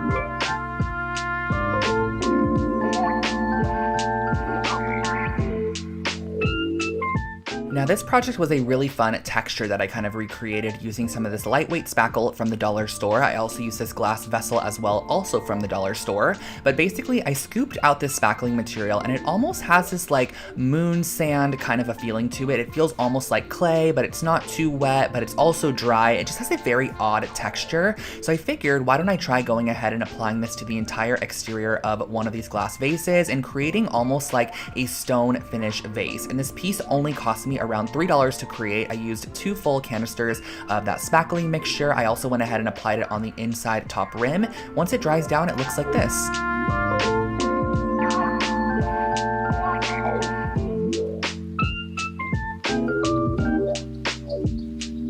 Tiled furniture has been super popular across TikTok and social media lately, but I wanted to downsize it for people that maybe are a little bit intimidated to create their own furniture piece, so we are going to be creating some tile coasters. I got these 2x2 square tiles from a shop in Los Angeles called Floor & Decor, and I cut them out into 2x2 sections to create a small little coaster, and I went ahead and adhered them to a piece of cork board just because I felt like the cork would be a nice material to kind of sit on top of any tabletop, and the tile will not scratch it. So I adhered those down first on all of my coasters, and went ahead and make sure that they were nicely attached, and then cut them out using an X-Acto knife or a pair of scissors.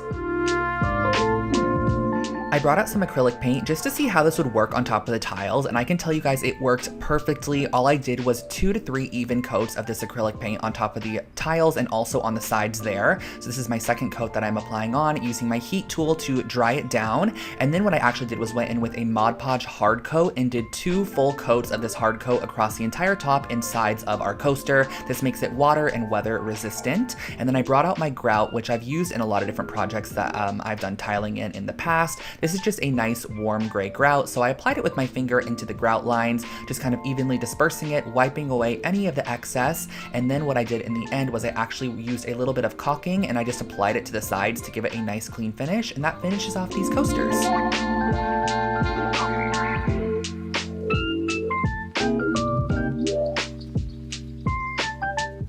Now here is another project using a joint compound. I'm going to be using a canvas and also a spatula and a couple of acrylic paints. So essentially we are going to be mixing up, and I think this is such an aesthetically pleasing project. It just is so nice to watch it be done. I mixed up some paint with some joint compound to create a very thick kind of essentially paint that I then went ahead and spatulaed onto a canvas. So I kind of wanted to do a variation of colors. There was no rhyme or reason to this, but I think it would be really cute if you had an accent color in your space to do like an ombre. So making it the darkest shade it could be to start, and then kind of working your way towards a lighter shade as you go on. So I just did a kind of variance of different colors, some soft yellows, oranges, pale greens, a little bit of pink, and then just a natural joint compound at the bottom there. You're going to want to let this dry, and once it has dried, you have a cute little decor piece.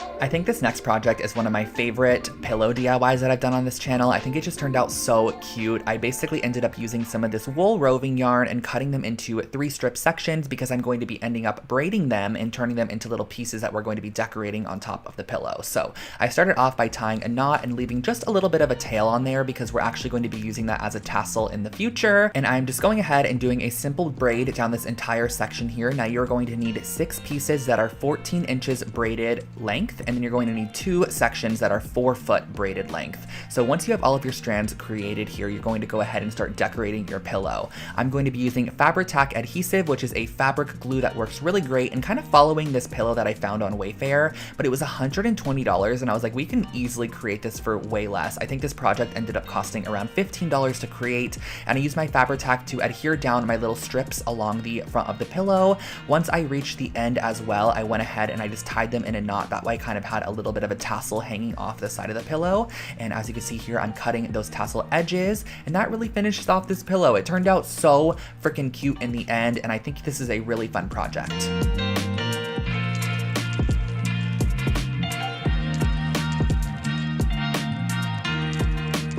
Here is a super simple DIY for a really cute kind of photo holder or Polaroid holder. All I did was I grabbed some white and black clay that I'm going to be using to create the little holders themselves. So I started off by just working the clay in my hands, making it a little bit warm and kind of forming it into a pyramid shape using some dental floss to create a line down the center.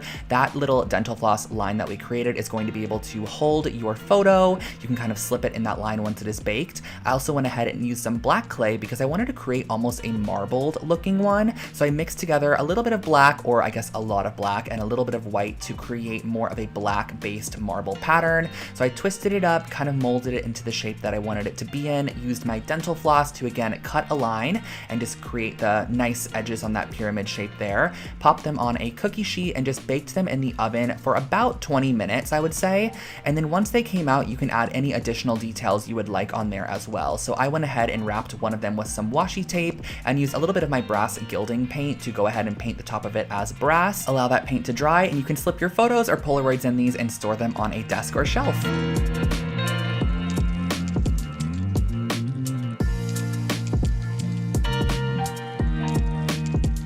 This next project is a shell trinket tray with a little bit of an artistic touch. So I basically went ahead and found these large shells on Amazon, and I'm going to be using the inverse of the shell to create some small trinket trays. On this first one, I'm using some black acrylic paint just to almost create like a Dalmatian spotted abstract pattern.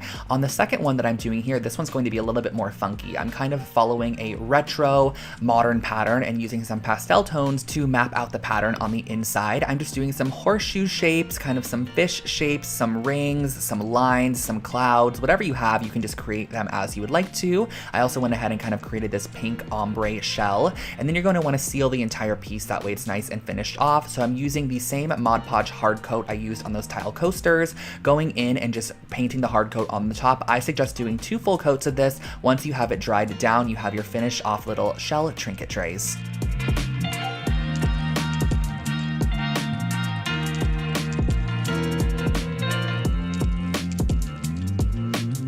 Whenever I would go to the dollar store, I would always see these hula hoops, and I finally picked one up and decided I'm going to be creating a DIY with this. So I ripped off the exterior pink and silver lining, and I spray painted the hoop black to start, and then I used these campfire skewers that are also from the dollar store, and I applied a little bit of wood stain to them. So using the early American wood stain, I just wanted to warm them up a little bit as they were kind of more on the yellow side, and then I used my industrial scissors to go ahead and cut these down to the lengths that I wanted them to be. These are basically going to be 2 different strips in the middle section that we are going to be applying some yarn to. So for our underside, we're going to be applying this more tan tone. So I did 2 to 3 strips per section and just kind of lark's head knotted it onto our dowel there. Moving on to the white section on top, I did the same exact thing with the white roving yarn, and I glued down the 2 different sections so that they overlaid each other, and also created this little section at the top that kind of created a triangle. And overall, I feel like it really just unified the piece as one. It kind of before just looked like I had some random yarn strands hanging there, but when I added that top piece, it really made the full section look like it was complete. I used a little bit of tape and a steamer to go ahead and steam my strands and cut them into a nice blunt cut, and that finished off our wall decor.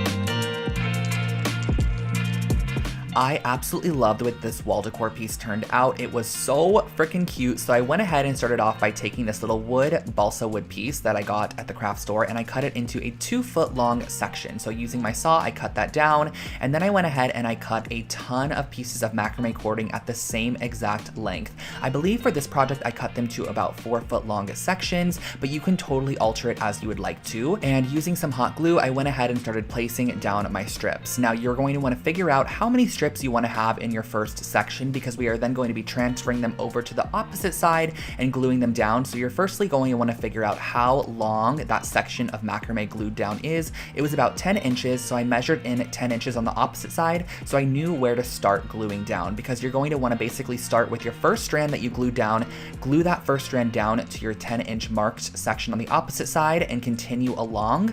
Once you have them all glued down, you can actually bring this over to a dye bath and give it a nice dip dye. So I started off with a light color, kind of dipping it all the way in, adding a bit more dye, dipping it partial way in, adding a little bit more dye, and then dipping it a little bit of the way in. And then once you are fully finished with this piece, you can let it dry, and that finishes off your ombre macrame wall decor.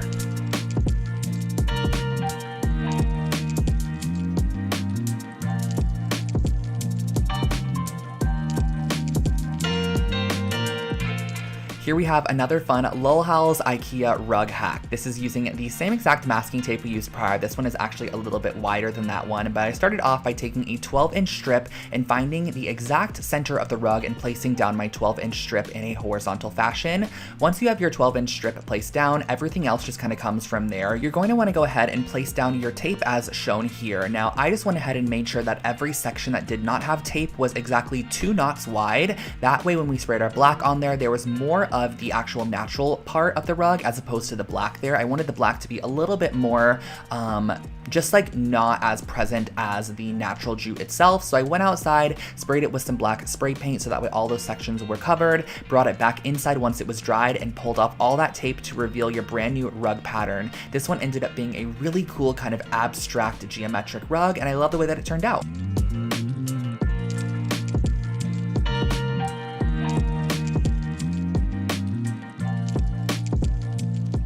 This was actually a project that I created out of need for this specific piece. I really wanted a cement tissue box holder, so I decided why don't I go ahead and create my own. So I went ahead and I mixed Mod Podge with cement mix. So my reasoning behind this was I felt like if I was just go ahead and mix up the concrete as you normally would with some water, it would probably just fall right off the exterior of our tissue box holder. So I went ahead and I mixed it up with Mod Podge to kind of create more of a pasty glue material, which I was then able to brush on top of this raw wood box, which I found at Michael's craft store. So I went ahead and I started by painting a generous coat of our cement paint on the outside here. I think this is a really great technique too, because you can really give anything a nice cement coat finish, like whether it be a table lamp or something thrifted, you can actually give it a pretty decent cement coat with some Mod Podge and some cement powder. Just let it dry and you're good to go.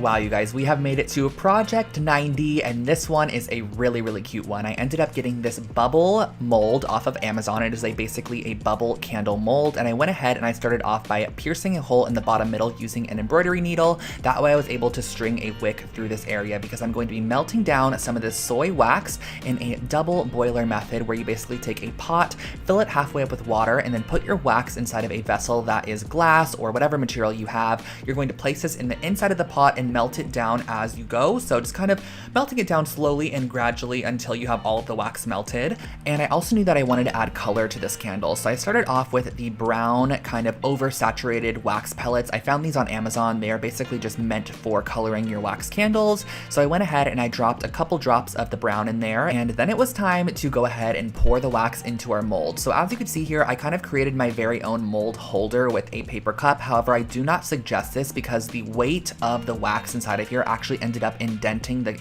underside of that cup into our candle. So as you can see here, I went ahead and I applied a clothespin to hold the wick in place. I let the wax fully cool, but as I took this one out, I love the color, by the way. It's like a deep caramel color. As I took it out, you can see that all of the top ball edges just kind of got indented. So I ended up making a second one a little bit lighter in shade, and this one was perfect. I love the way that these candles turned out.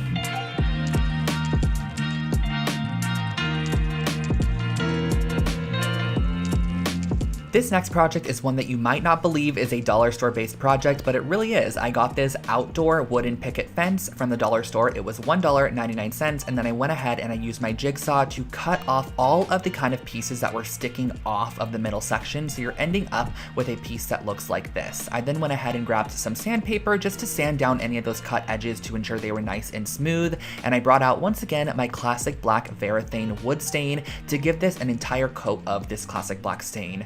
Now, the thing I liked about this piece in particular is I think it had a finish on it, so it kind of didn't soak in some of the stain, but it allowed you to see some of that wood grain a little bit better, which I loved. So I soaked this piece of raffia cane material in water for about 20 minutes, and then I cut it down to the width of our piece. I'm going to be stapling this to the back side so that you can actually see that woven cane through the little openings on the front side. So using a staple gun, I stapled all the way across the bottom there. I then pulled it taut and stapled across the sides and across all the little middle posts as well. And then on the front side of this piece, I went ahead and I used a drill with a really small drill bit to create a pilot hole for all of our little hooks to go into. I thought this would be such a cute jewelry holder in your bedroom. I feel like it looks super elevated, or even a key holder by your front door. So once you're finished screwing in those hooks, you can just go ahead and hang this wherever you'd like to use it, and that finishes off this project.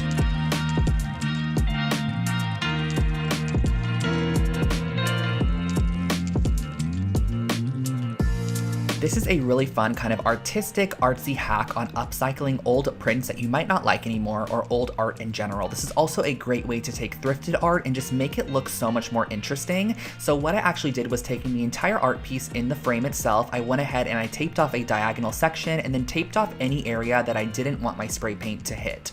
I also did the smaller one here, which kind of had an emphasis on yellow in the photo. It had yellow daisies, but on this opposite one, I ended up doing a nice little cream toned paint. On the smaller one, I did a yellow glossy paint, and once you remove the actual tape from these pieces and you have a nice generous coat of the spray paint on there, you just are left with such a unique kind of abstract art piece. And I love how the frame matches the paint on the picture itself. It's just a great way to elevate any old artwork or something that you might not like anymore.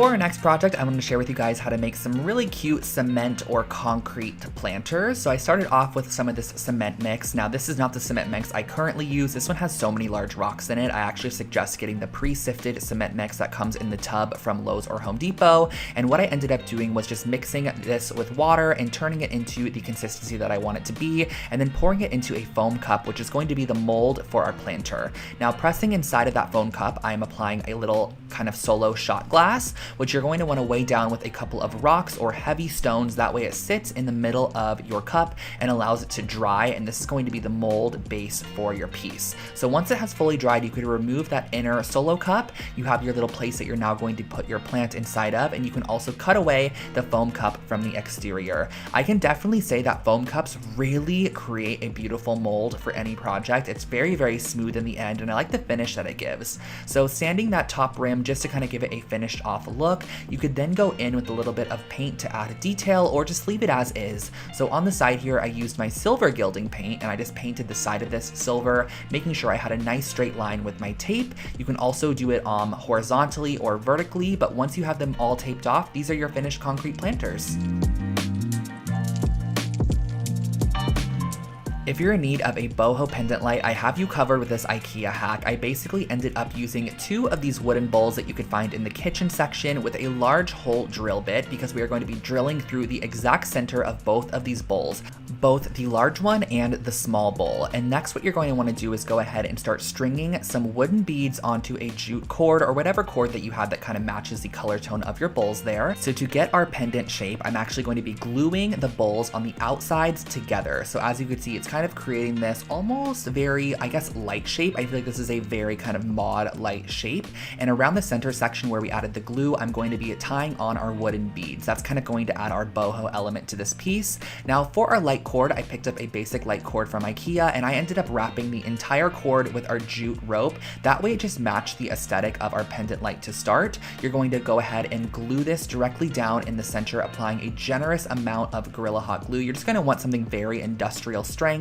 That way you can press this down in the center. Now on the underside, you're going to want to also apply on this piece, which kind of just finishes it off and makes it look a little bit more finished. And then pop your bulb in and you are good to go.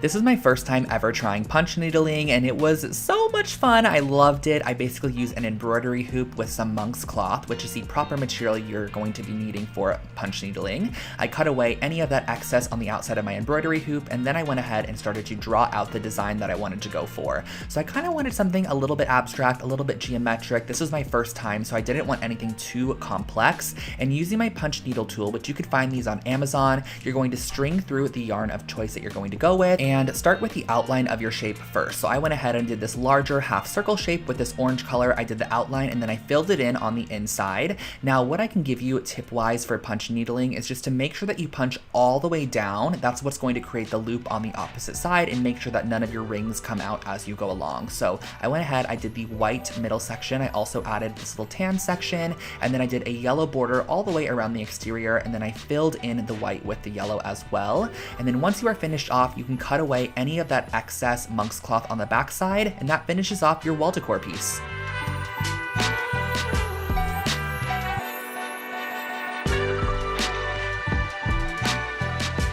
This next project is another super old project on my channel, one of the first DIYs that I ever created, and I wanted to create a little leaning ladder that kind of allowed you to display some of your decor or whatever you wanted to place on here. So I went to the hardware store and I got some wood cut down to the sizes featured in that first frame there, and basically I brought this outside and used nails to nail it together. Now if I was to be recreating this project currently, I would 1000% probably be using either wood glue and some screws, or just screws. I don't suggest using nails for this project, but that is how I went ahead and did it. I just went ahead and I nailed directly through the shelves on my piece along with the side there.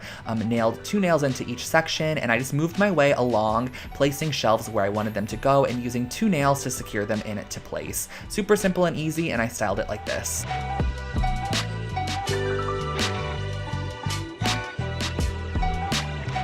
Neon signs are super funky and fun in home decor, however they can be pretty expensive if you need one custom made. So I wanted to share with you guys how to kind of create your very own makeshift neon sign, which I think would be a great Christmas gift for someone or birthday present or just piece for your own bedroom. So I started off with a large canvas and painted it the backing color that I wanted it to be. I just opted for this kind of corally pink color, and then I went ahead and got these LED strip lights, which are from Amazon. They are just basically string lights that are super malleable. You can use them however you would like to. So I punched a hole in the back side of my canvas and brought the string light out the front, and I was able to then go ahead and create the shape that I wanted to. Now, I suggest going ahead and tracing out the design you want to go with first. That way you can go ahead and just use super glue to adhere it down. And I do suggest using super glue. It holds down the LED strip in literally a matter of 1 second. And once you finish off a desired section like the word hello, you can actually pull your light strip through the back side and then have it come up through a new section if you do want more LED on the front side. So I created a little border on the bottom, and I used a little bit of my pink paint just to go in and kind of cover up any of those super glue remnants because they are a little bit glossy. I taped my battery pack on the back side, and that finishes off your DIY LED sign.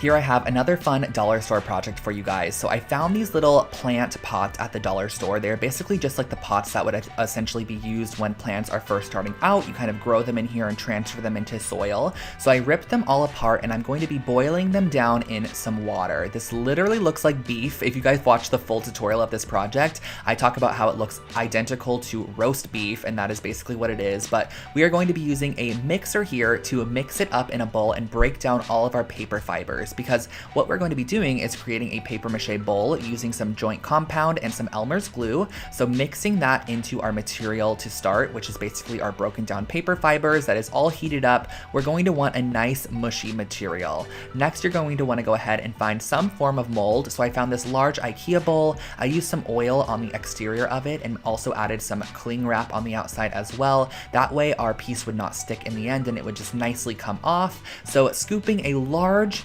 dollop of our roast beef material on top, but it's really paper mache. You're going to press this on the exterior, let it dry in a place for 4 to 5 days. Now, I suggest if you want to create this project, going back and watching the full tutorial, which I'll link it below for you guys. I just went ahead and I painted this with a little bit of cream paint, some black paint. I also added some wood stain to kind of give it a vintage look, and that finished off this bowl.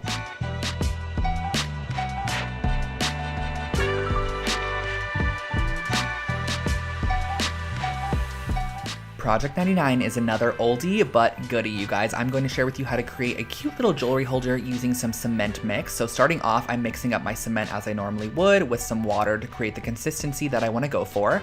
I am then going to be pouring this about 3 inches deep into an oatmeal container. You can really use whatever you want for this project, but I found the oatmeal container worked perfectly. And as you can see, the next step is I'm going to be placing in a paper mache cone, which I'm going to press down into my cement mixture. That way, once it fully dries, it's kind of sealed on the inside of the cement and you can pull it away, and you're going to have your paper mache cone just stuck down in the middle there. Using a little bit of sandpaper, I went ahead and sanded down the edges to make sure that they were nice and clean. But this is how I created a really cute like bracelet or ring holder for your bedroom.